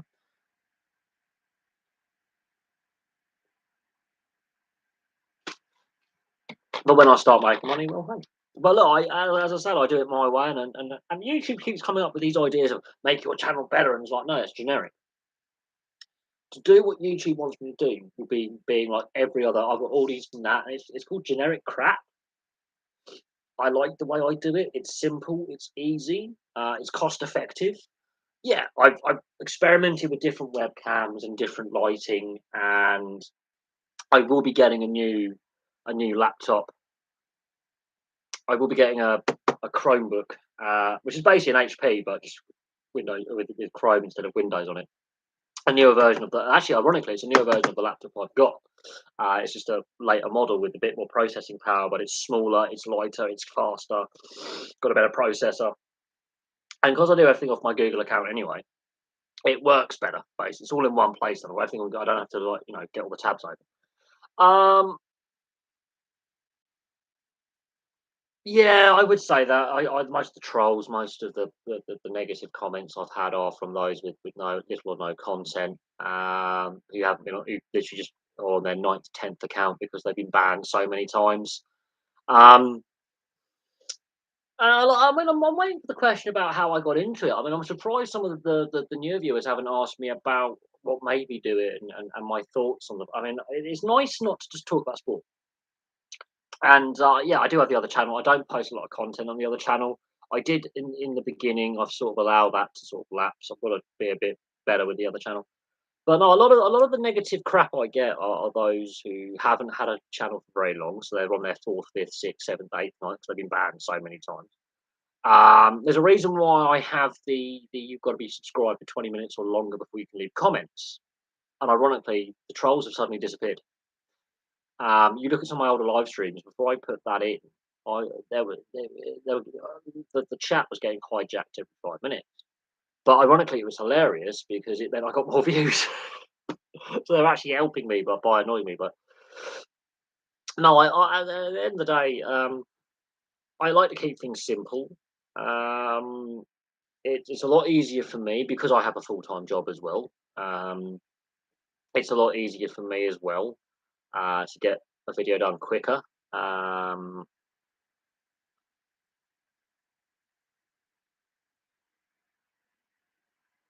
Oh, is that so? You shared one of my videos the other day and they accused you of just copying off Wikipedia directly word for word. Oh, let them go with it. I don't even know what video you shared, so I couldn't comment. Um, I couldn't comment on that one. But let them go on with it. Hate is gonna hate. Uh, if you hate me yet you're still watching me, you're still a fan. I like that. I love that saying. Oh, the Barnet one. Ah, look, I didn't do it word for word. I just used that as a research tool because it was there. Like, there's only so much I can do without with limited. The Barnet one's hilarious because Barnet, well, I just went through, the periods when they were in the football league, when they're out the football league, and I made my opinion going, well, they're a bit of a yo-yo club. And my view is that it's been harder for them to get back to the football league. You know, I mean, I'm going to have to look on your channel now and see what, like, I use it as a research source. Um, but you know, I spend a lot of time going through as many stats as possible. Um, and yeah, Wikipedia's not always accurate. I've found that out, but I sometimes I spend 2 3 hours going, okay, well, there's a bad season. Okay, there's a good season. Okay, there's goal scorer. There's only a period. To be fair, the Barnet video didn't do that well anyway, so it doesn't really bother me. Really, but yeah, let them accuse. Sort of, let go on with it. Let go on with it. You know, like yeah, I use online encyclopedias, and there's other people who post stats and and stuff. But Wikipedia is pretty useful, especially if you're looking at football clubs and trying to look at their foundation dates and their you know trophies they've won, and if they various times. Oh look. At the end of the day, like it could be that Barnet are in the news that day, be it locally or nationally or something, or they might have had a manager sacked, whereas Arsenal haven't had a manager sacked for a while. It does honestly vary. I mean, some of what we'll deem as not the big six clubs. If I look at my football club history videos, some of them have done a lot better. I mean, than others. Um, so it's all about that time of day. How many Arsenal videos are being posted? How many Barnet videos are being posted? If Barnet, just the word, something's happened in Barnet. It doesn't matter if it's Barnet Football Club, just Barnet, or High Barnet. Like there could be a TFL strike in High Barnet on the Northern Line. They're not having trains run there for a week because of engineering works. That's in the news. And so if you are living in Greater London and you've got to commute from the North London to Central London for work, and you live on that part of the Northern Line and there's engineering works, you've got to get a bus. But then you're going to be, you know, it's how the algorithm works. If you type in Barnet as part of your search, that comes up. Um, well, they have that pre-season friendly, don't they? I wouldn't say all Arsenal fans don't care about the history of their club. A lot of my friends and family are Arsenal fans, and they have been since they were very, very young. I mean, and they do care, and a lot of them have been frustrated since they moved from Highbury, and the lack of success, even in the Wenger era towards the end. That there was a lot of frustration. But you know, I think it's as I say, it's difficult, right? Uh, Arsenal, yes, their catchment area is big, but you've got to remember the expansion of Greater London, plus all the new towns and people moving out of London after the war and out of Birmingham after the war and Manchester. And so the population of this country and other parts of Europe as well, there's been a lot of population disruption. Um, a lot of internal migration is the geography term we would use. And so you will find Arsenal fans in the Midlands. You will find Aston Villa fans in the south of England. You will find West Ham fans in Suffolk and Norfolk, where it's Norwich and Ipswich country. You know what I mean? Because there's been a lot of population, and that's because Dad was an Arsenal fan, so I've got to be an Arsenal fan. Or my granddad was an Arsenal fan, but my other granddad was a Tottenham fan, so I've chosen Chelsea just to be different. The catchment areas are blurred, and so this is where Greater London's really interesting because you've got so many professional clubs. Um, the old catchment areas are blurred. You'll still have those traditional catchment areas like Leyton Orient and West Ham and Millwall and Charlton and Palace and Brentford. West London's the most congested because you've got Brentford, Chelsea, Fulham, and QPR within 5 miles of each other. You couldn't make that up. They are very, very close together, and their catchment area is one big blob, and it goes down into the Thames Valley as far as Swindon. Um, but I think a fair few Arsenal fans do care about the history of the club and the club's direction and where they're going. Yeah, they got a little bit spoilt under Arsene Wenger. They won a lot of trophies. They were very, very successful, but they were a very successful club before Arsene Wenger came along historically. So um, I think they're frustrated with where the club is at now. I think, however, under Arteta, it's going in the right direction. And in the last few years, they have won 3 FA Cups in recent times. They're not out of the trophy hunt and competing for trophies. They've made a European final in this time. They've made a couple of League Cup finals in this time. They've won some silverware. They just are not winning at the rate they were under Arsene Wenger. But they have responded really well to Mikel Arteta being manager. Warrington, yeah, Warrington's in Cheshire. It's equidistant between the two cities, and when you've got house prices going up in Manchester and Liverpool, it's cheaper to move to Warrington. It's cheaper to live there and then commute into Manchester or Liverpool rather than live in Liverpool or Manchester where traffic. You move out into like a cheaper place to live, you have more disposable income, especially if you can work remotely. So, and Warrington's got a lot of high tech industries moving to Warrington. So Warrington's got a growing diverse economy as well, and that then has an impact on the Warrington Wolves Rugby League Club. They're quite successful and they draw well with the fans. They sell out quite regularly. They've got a nice modern stadium. Warrington have had a bad couple of seasons. There is no doubt on that. Every club goes through a down spell. It's like Wakefield have got relegated. Wakefield will be playing in the Championship next season. And there were calls to ring fence Super League again. Well, that's a joke because then you'll have, Wakefield propping up. So Wakefield have got relegated. But no, Warrington had a poor season. They've had a poor couple of seasons, and some decisions made in the boardroom. I mean, Sam Burgess. I don't see that working, especially as Featherstone Rovers, with Sean Long as head coach, look likely to basically get promoted up. Yeah, it's rugby league country. There's a reason why the two clubs that play in Warrington are on league. It's rugby league is the main sport in the area, and the club is very successful. Very successful club. Getting relegated this season is really bad considering the IMG recommendations. We might never see them for a long time.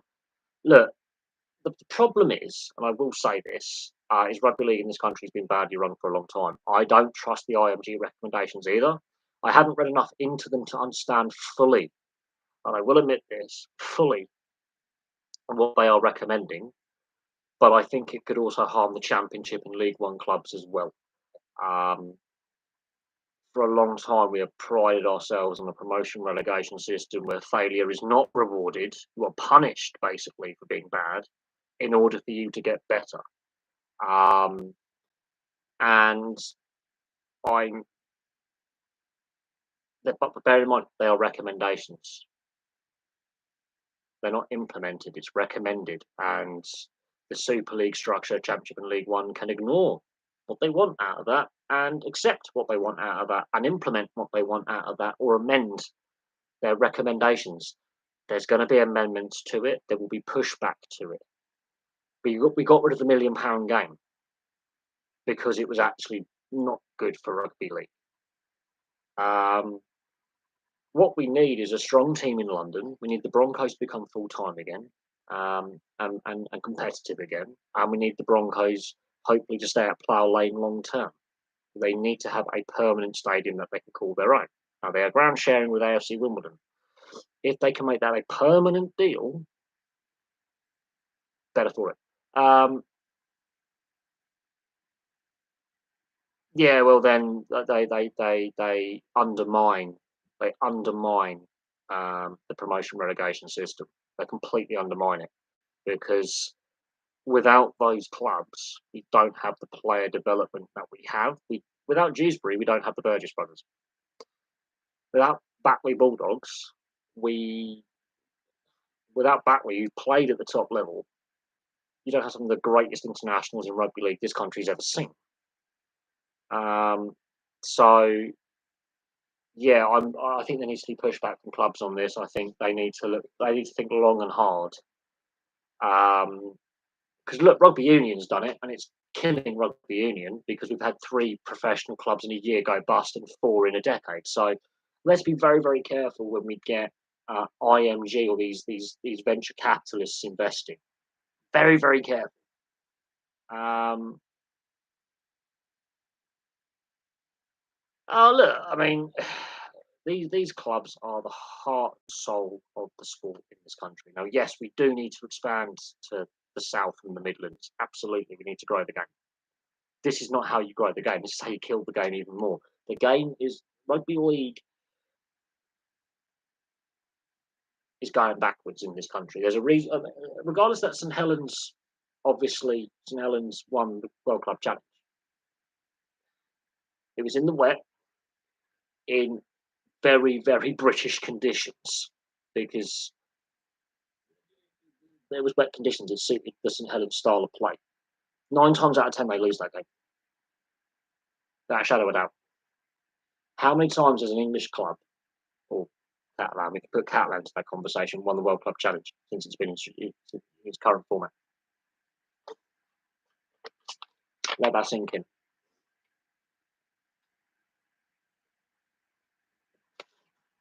When was the last time Great Britain or England won the World Cup?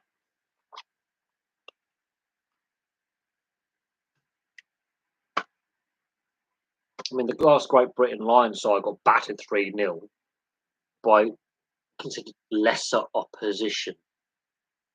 Let that sink in. They lost to PNG, for Christ's sake.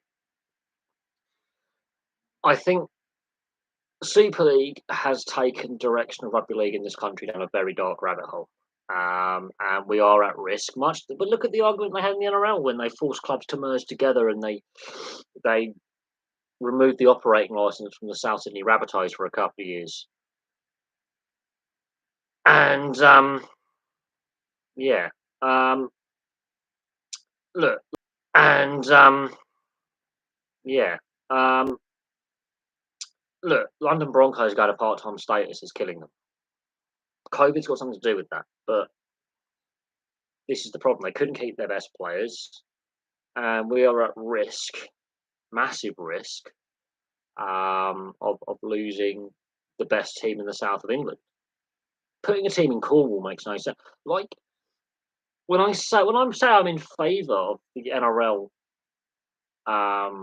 taking games to Vegas, because the Super League has clearly failed to even grow the game in this country.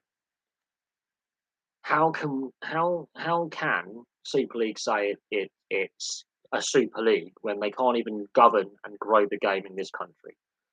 The Toronto Wolfpack, yes, COVID did have an impact, but I think the Toronto Wolfpack would have failed anyway. The Ottawa Races was destined to fail before it even started. I think the NRL is the only way we're going to grow the game internationally at any level. Even if it's amateur, semi-pro level, they get organised in the US where they've got a centralised league. The NRL's got a better chance of growing the game. Super League can't even grow itself. It's trying to kill itself.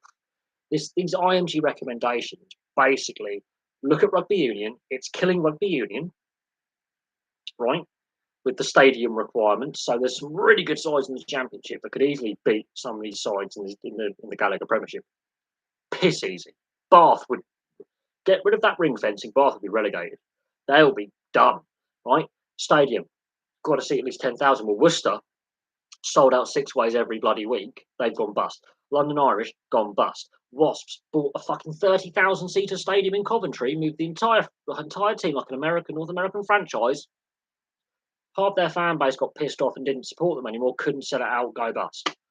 London Welsh weren't playing in London, they were playing in Oxford, for Christ's sake. That's nowhere near London. So let's be a bit logical here. They've done it with rugby union. It's killing rugby union. Clubs are going bust. They're going to do it with rugby league and put clubs out of business. I'm sorry, I don't buy into it. We need to go the other way. We need to try and grow the game, not shrink the game, because the game is already lagging far behind the Australian and New Zealanders. No contest. No contest. You look at the quality of the NRL compared. Just look at that Challenge Cup final we witnessed not that long ago, and then you just look at an average NRL game. The speed of the game is so much quicker. The quality, the physicality, the skill level. There is no contest, no contest at all. Wasps were their own worst enemy when they moved to Coventry. Their financial issues were well documented well before COVID. Um, yeah, look, again, this is Super League stuff. This is not the RFL, this is Super League and Championship League One. They are eventually going to kill the game in this country with the way they're governing it. They have not a clue what they're doing. Stadium size shouldn't matter because as long as the team draws and sells out the stadium they've got with tickets, with people queuing to get tickets, you're going to. I don't know.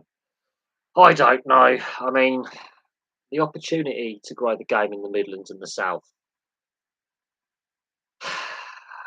it, to me, the game doesn't promote itself very well. We've got these 3 test matches against Tonga coming up. We didn't sell out games at the World Cup last year. Ticket prices weren't actually that expensive. I could have gone to the semi-final England Samoa, but I had work on the Monday and I wasn't feeling very well. And then I looked at transportation. I could have got there, but I would have to have stayed in London overnight.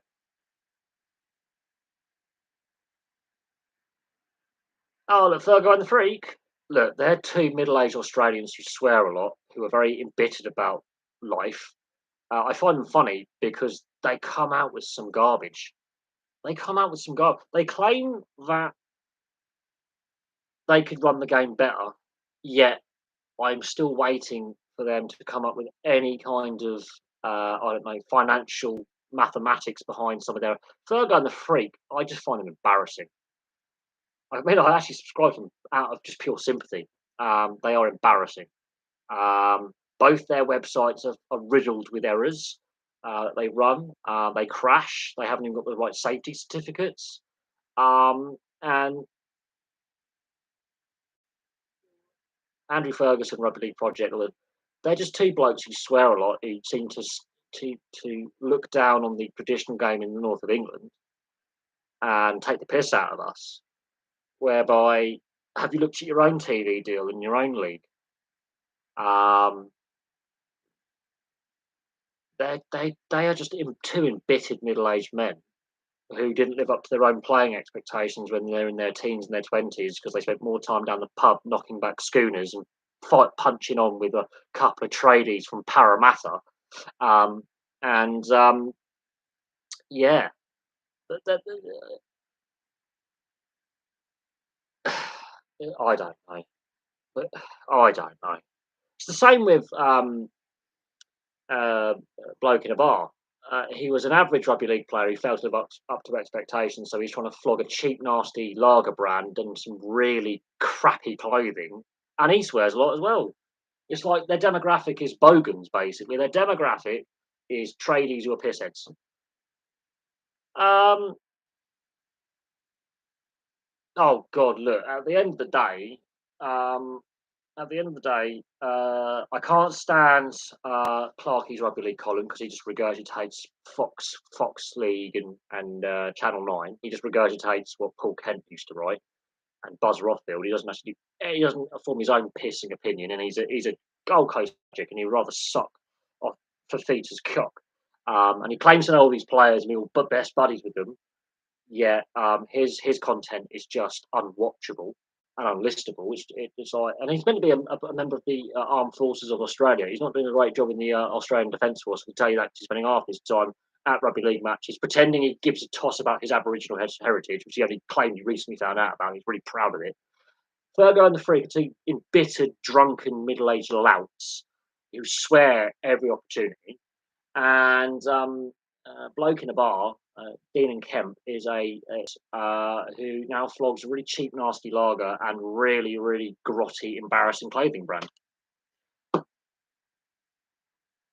Although he is half decent at interviews when he's interviewing ex and current players, but I just oh and oh then I wouldn't say they're encouraging new fans to the game. Let's just say that.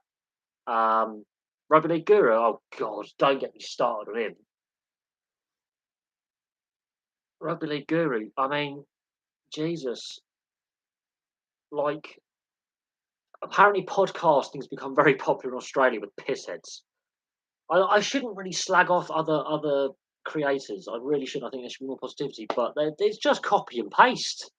It is just copy and paste, and it's just a stream of expletives. Like every other word's fuck this, bollocks that, shit. Oh, it's just you're not attracting families to the sport. You're basically doubling down on the demographic you already are targeting. You're not getting any new fans to your pro. You're just doubling down with drunken tradie louts you punch on in Northeast and in Maruba, for Christ's sake, or down in Cronulla on the Shire. I mean, it quite literally is. You are just talking like you're in a pub with about 12 mates and you claim it's the greatest game you've ever seen, but you're 12 schooners deep, you've done a couple of lines of coke off a hooker's tits, and you're having a punch up. That's basically their demographic. They're not growing the brand, they're not growing rugby league. Rugby league has got this stupid attachment to alcohol and loutishness. It is painful. It is utterly painful. I love the sport. I love the physicality. I love the players don't help themselves. The so-called podcasters and fans don't help the game. Um,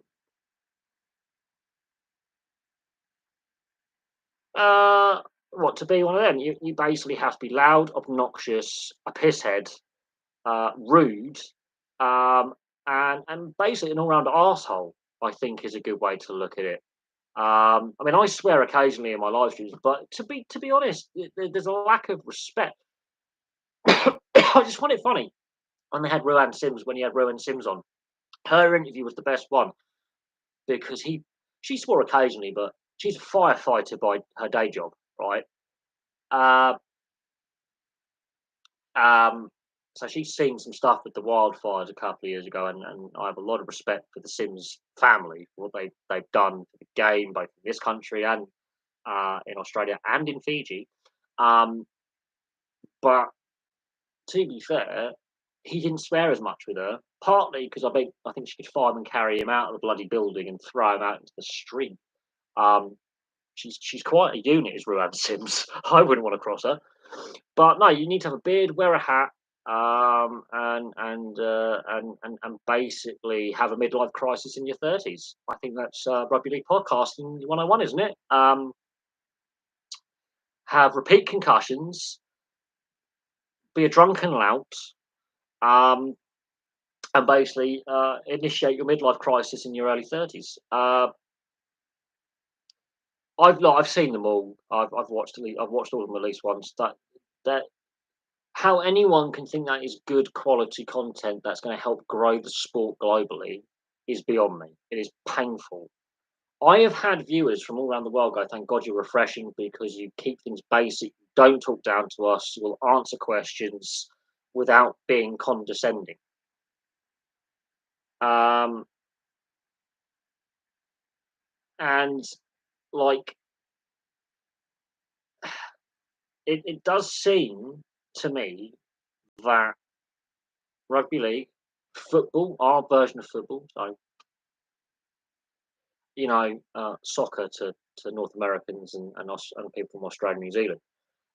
It does seem to me that football in this country, a lot of the channels are again exactly the same as the rugby league channels in Australia and the rugby union channels in New Zealand and South Africa and here and then you've got some of the major league sports channels, up in not for the NHL, NFL.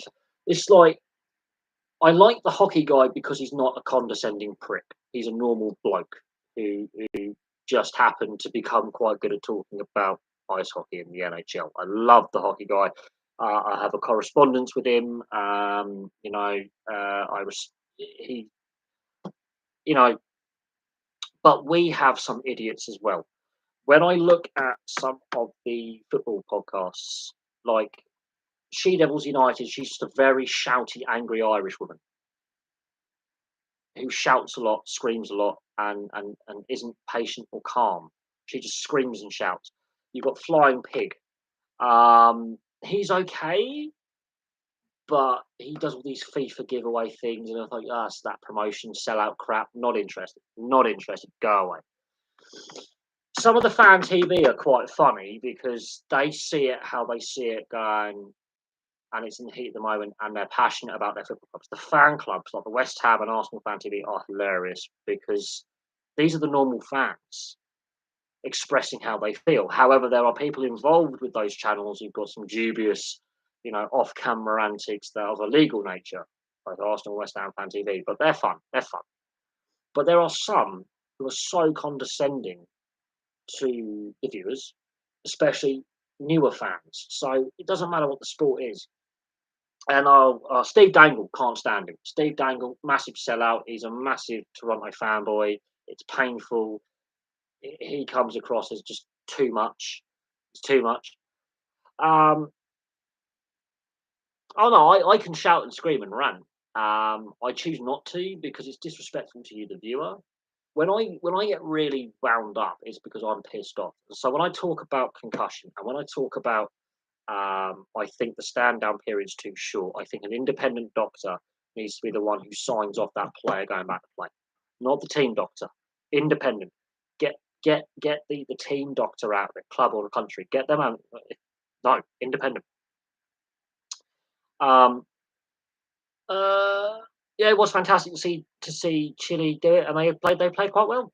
They played quite well. They tested a better side, um, and they were that was a good test match. Chile, they got look the sevens program they have is fantastic. They've really developed their sevens program. They put a lot of money into their sevens program, a lot of investment, and same with Japan. They put a lot of effort and energy into their sevens programs, which helps with your fitness and your skill set. Look, I don't think the best ones are yelling. They're not though. When you're starting to shout and rant and rave, you've lost the argument. You've lost the point. Um, this is why I find I occasionally listen to the Under the Kosh, or watch the Under the Kosh channel football one, but then I'm looking at it going, you're not really again helping grow the sport. You're just reinforcing to the existing demographic you've already got of basically the Stone Island Brigade and some middle-aged pissheads that it's okay to be a yob, basically. So I've always said that I want to, the fact here is we have a community we built of over 1,100 and something subs now. I've always said that this is more of a positive place where racism, sectarianism, homophobia, any form of discrimination is not tolerated. Um, I've got Celtic and Rangers fans that'll be perfectly happy with each other in the chat, who have who several have all openly come out and stated that they don't like it. Um, so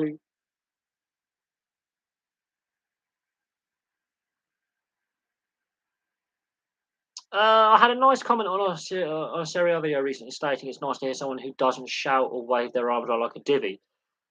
I think find Virgo and the Freak are just disrespectful, and they're just two grumpy middle-aged men who are very bitter with their lives and have underfulfilled their potential. Um, I don't mind Dean and Kemp to a certain extent when he's doing his interviews, but I think he needs just to wind down the swearing. I mean, yeah, look, yeah, cool. He's got a business. He sells lager. He sells some clothing. I don't think his clothing's very good. I think he could do some design changes, but unfortunately, the rugby league culture and the sporting culture in Australia is really loutish, alcohol based. So I'm not surprised the cricket fans didn't know how to behave because there's that. But I've been to the cricket and I will tell you now, yeah, cricket fans can't behave. They can't. Um, but no, I I try my best to add a bit of humour, and I very rarely swear in videos. Rarely. It's not worth it. Like you're not engaging with your audience. You're not being respectful to your audience. Like when I swear, it's generally on live stream because I've got very, very passionate about some moronic thing. Like other YouTubers basically doing really dopey shit, or just basically just being really boorish individuals. Like I used to drink, right? I used to go to the pub all the time. I used to be an alcoholic, basically. I used to be a drug addict as well. So I know what it is about that alcoholic, our boozy partying culture that we're seeing impacting professional sport, where athletes are getting done for being Um, oh God, Willie Mason. His teeth. Have you seen his teeth? They're very white. He's over bleached them. Um, Willie Mason. They're all like it though. They're all like it, and it's like it's seen as acceptable, but that's Australian culture. Like, but when you're trying to, grow the sport to families, grow the sport to a new audience, and this is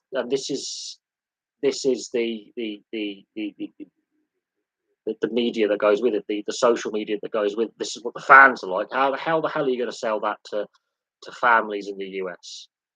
They're going to be like, what? And how are you going to? This is where you look at their, yeah, okay, Dean and Kev, bloke in a bar. You have to admit, yeah, fair play to him for setting up his business and being successful at it. The fact it's alcohol and clothing based, I'd rather have gone and made money out of the clothing, really, considering the issues the sport has with alcohol related incidents and players misbehaving and the party aspects to it. But the fear is the players are not going to behave in Vegas. Um, how do I get out of it? I still have my bad days. I still have the occasional relapse. It's difficult, but the channel has definitely helped. Um, go a long way. Definitely helped. I think you know.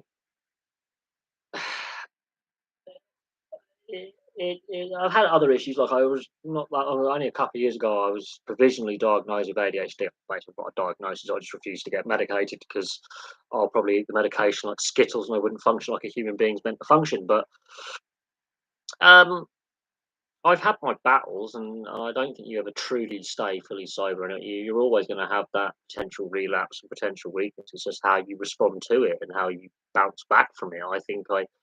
I look at things from a different perspective and a bit more open-minded and a bit more worldly, so my social life is a bit more limited, but I don't mind that.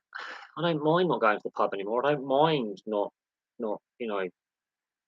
drinking anymore. I don't. There's been days where I nearly haven't been with us. Let's just say that.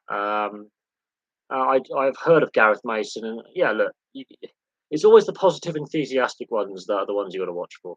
Honestly. Um, I've lost friends to mental health. I think that's the way to talk about it. Um, and it's always the enthusiastic, bubbly, helpful, caring ones who are the ones who seem to be lost to us. I would say this, yeah, no, we've had some close calls where I nearly haven't been here, especially over the last 4 or 5 years. There's been more than one occasion. There's been several. There's been several in the last year or two. Um, uh, you know, it is a tough, vicious battle you have to face. I think. Well, I mean, look, I can't say I'm completely teetotal. I mean, I still smoke roll ups, and occasionally I have me let me beard down occasionally. Tongue in cheek. I know I've got to be a bit careful what I say, but like alcohol makes me sick now. So there's that. I I will say this. I'll be a hypocrite. When discussing like a high profile athlete like Valentine Holmes, for example, as we've seen over the last couple of days coming out of in Australia with the NRL integrity investigation and what's happening there. Um, I would be a hypocrite saying, look, don't do it. But I do think when you're in that position of privilege, because it's a privilege, not a right to be a professional athlete. This is what none of these podcasters and other YouTubers and other creators that deal with sports content, the ones that I've basically just blown up about it because I get frustrated because somehow because they just base. So I don't think it's good content. when you you know, um,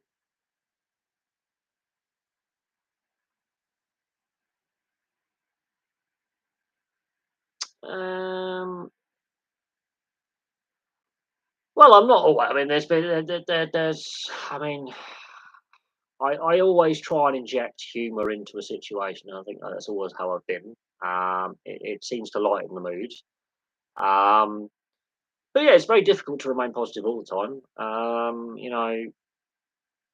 I've had some tough days recently. I'm not afraid to admit I've had some tough times recently where I felt really crap, and I've booked some time off work just to reset myself a little bit. I've got to actually sort out some holiday for work.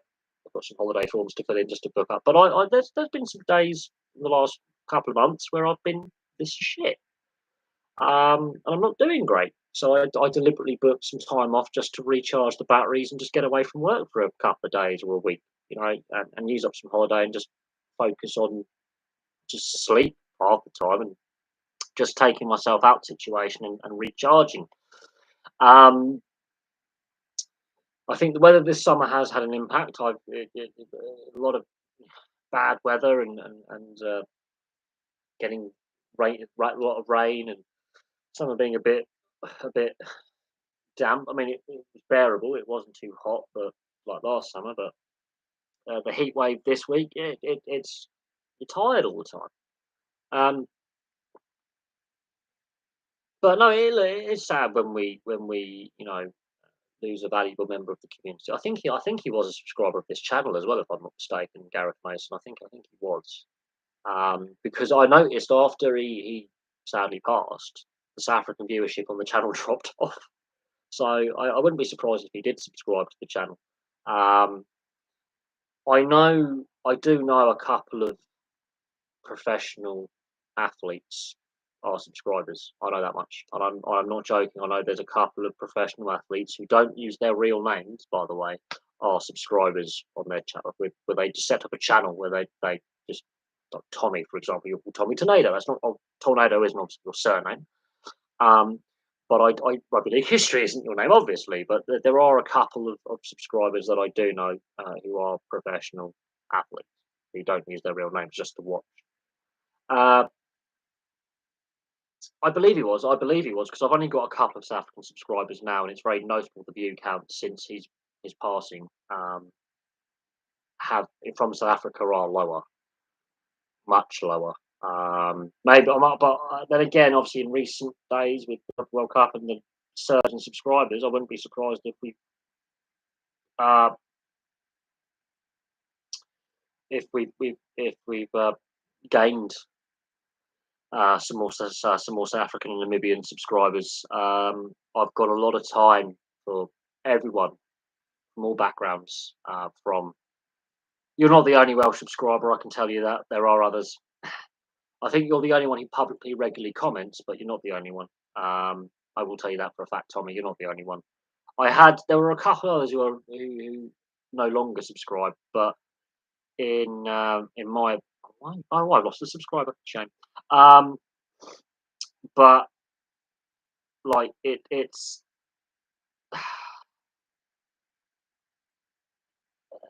oh god, what's going on here?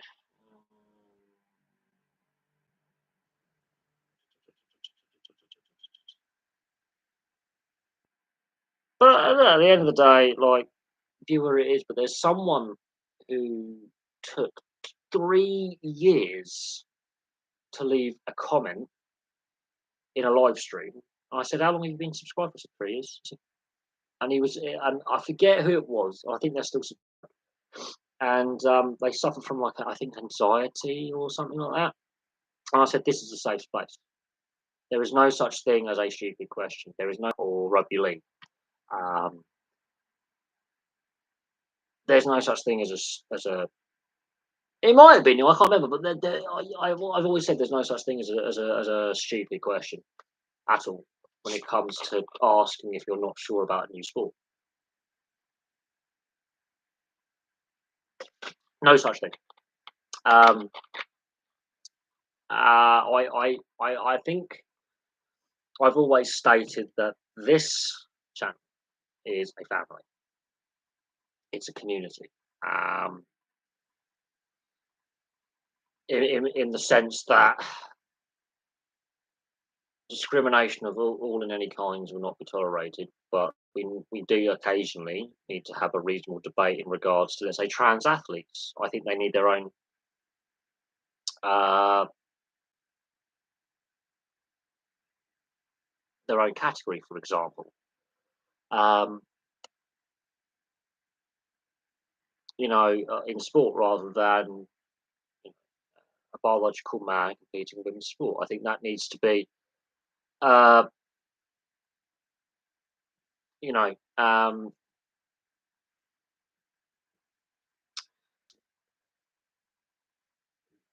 like in rugby union and rugby league, are they actually these the right rule changes to make? I think rugby league is being more proactive in looking after player welfare than rugby union in regards to mandatory stand down periods for concussion and grading them as well.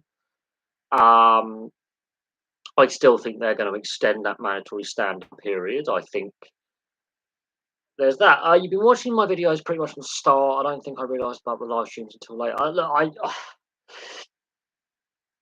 I would say trans athletes is an important subject we need to be allowed to discuss it with fear of being back. But I think common sense dictates they need their own category. There you go. Problem solved. Problem solved. They need their own category. Simple. We're including them in sport, but making sure it's done in a safe and respectful manner. Um, it's called common sense, isn't it? Apparently, common sense left the room a long time ago, and unfortunately, a lot of the sports administrators are terrified of lawsuits and sponsors withdrawing sponsorship and commercial partners pulling out and bad press rather than actually going and saying no, we need a common sense approach. uh, and unfortunately it's a minority of what I call champagne socialists, so white middle class teenagers and people in their early 20s who are these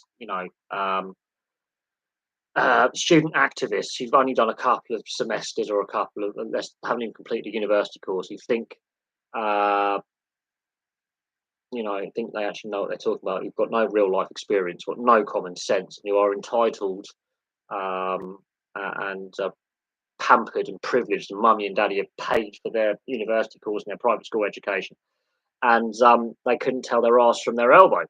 But when you actually go out into the communities and you actually meet people from different backgrounds, and you go and you actually talk to someone from an Afro-Caribbean background or an Anglo background, or a second or third generation African background or European background, they're not interested in these white middle class champagne socialists being offended on their behalf. They want them to bugger off. They don't represent them. They don't speak for them. Um, and that's my view on that. I think if you gain some viewers, you could do NRL tipping videos. I don't promote gambling. The only gambling I do is the National Lottery and the Euro Millions once every couple of weeks when the jackpot goes up a little bit. I don't bet on the horses anymore. I don't bet on accumulators. I've made my views very, very clear on gambling sponsorship and gambling adverts. I have noticed though with the Rugby World Cup, there's not a single gambling advert. However, when it comes to the women's football and the men's football World Cups and Euros, gambling adverts all over the place. And it's the same when I go on YouTube. If I'm watching a sports YouTuber, the hockey guy would be a great example. Um, every third video, the advert will be a gambling ad. Now, I've reset all my tracking cookies and all my Google Chrome settings because I had some issues with my laptop on Friday. I had to clear a load of the tracking cookies data, and I had to clear out the search history and the cache, and I had to basically reset the Google Chrome settings to basically a factory reset, basically, and then I had to do a hard. My hard drive had an issue. I had to do a hard drive scan. Basically, I had to get my laptop back to basically factory settings on Friday before the France New Zealand game kicked off. It was a pain in the arse. we had some technical difficulties, and I was ripping my beard out. I had to phone up my mate who's an IT wizard, and I go, "You got to talk me through this." Um, but no, my view on gambling and sports, I have grave concerns about the direction we're taking with sponsorship and advertising and the involvement. I'm not a fan of it. I when I watch the NRL live feed on the NRL website, and they've got the Aussie TV live feed, it's 90% of the ads are gambling ads, and that's even in the women's games at the um, that's including the women's NRLW, although there's less gambling ads with the women's NRLW than the main NRL, but about 90% of the ads at certain points in the broadcast gambling ads, and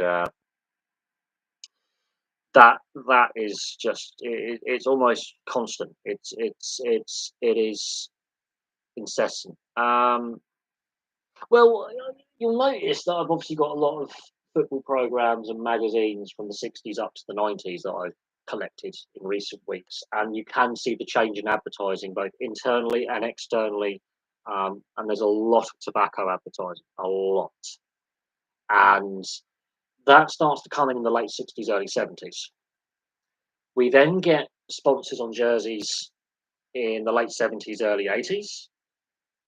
Then the 90s, the alcohol sponsorship really starts to kick in. We lose the tobacco sponsorship at around 1994, 95 from football. Rugby league obviously had the Silk Cut. The Challenge Cup was sponsored by Silk Cut, which is a tobacco brand, until I would say around the late 90s, early 2000s. F1 and MotoGP and Superbikes touring cars. So motorsport was the last major sports to lose the tobacco advertising. It took a long time. So we're looking at about a 40, 50-year period. When we lose the tobacco advertising, that's when the gambling advertising starts becoming a bit more prevalent. It was there, but it wasn't. Yeah, about mid 90s, the Winfield Cup. The Silk Cut Challenge Cup was, I think, late 90s, because they had already signed a long-term contractual agreement with the RFL. The RFL will be in breach of contract, should terminate this.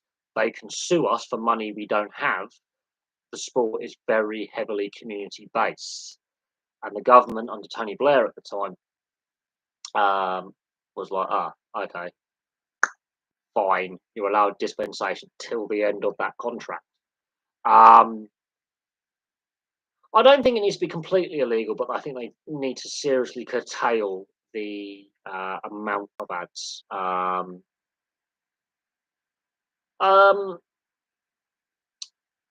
I think we again, it's a slippery slope. But in France, they ban alcohol advertising, so it depends on the jurisdiction you're in. It does depend on the jurisdiction. It does depend, obviously, on a variety of social acceptability anyway. What isn't acceptable. But alcohol advertising, since World War II in France, has been heavily restricted out of sporting events. And that predates the tobacco ban. So F1 had to do workarounds, and football clubs and motorsport had to do workarounds when they were in France. I think there is a push to limit gambling advertising, but with the internet, it's going to be too. It's still, I mean, YouTube. I mean, most of the gambling ads I get on YouTube are non-skippable.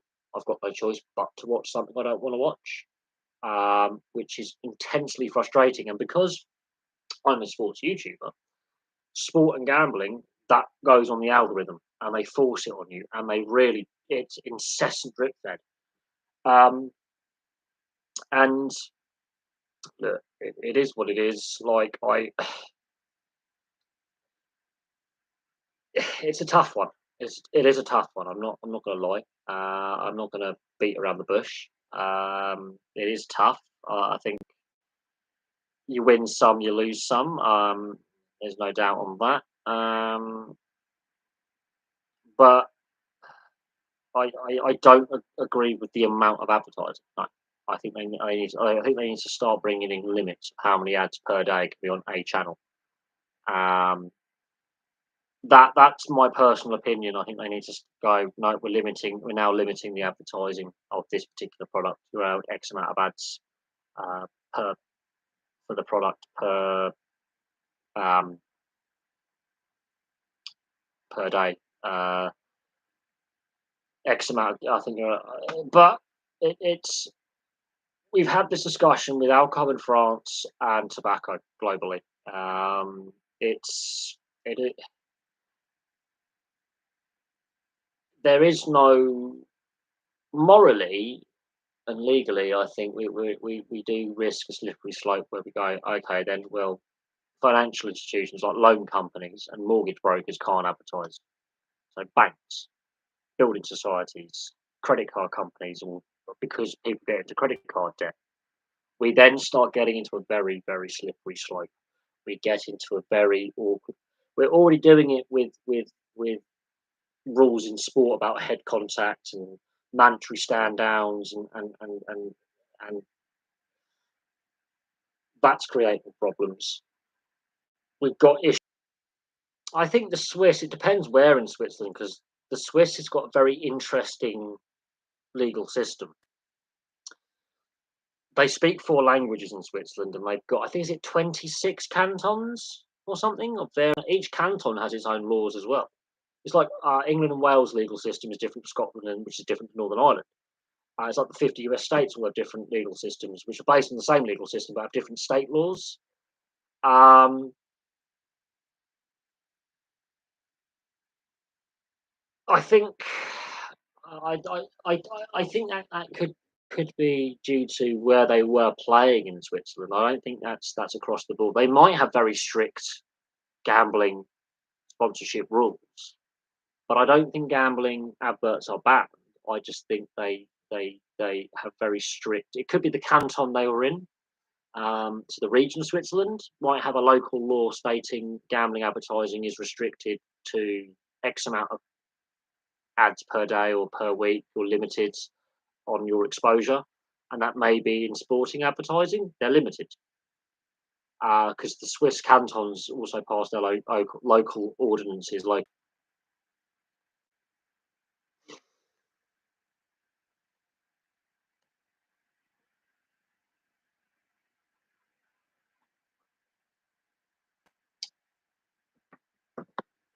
oh dear.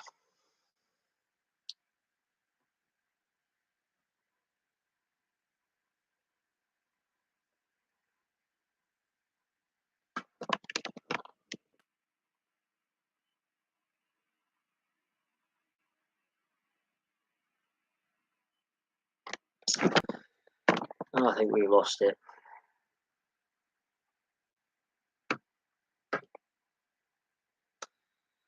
Fuck's sake.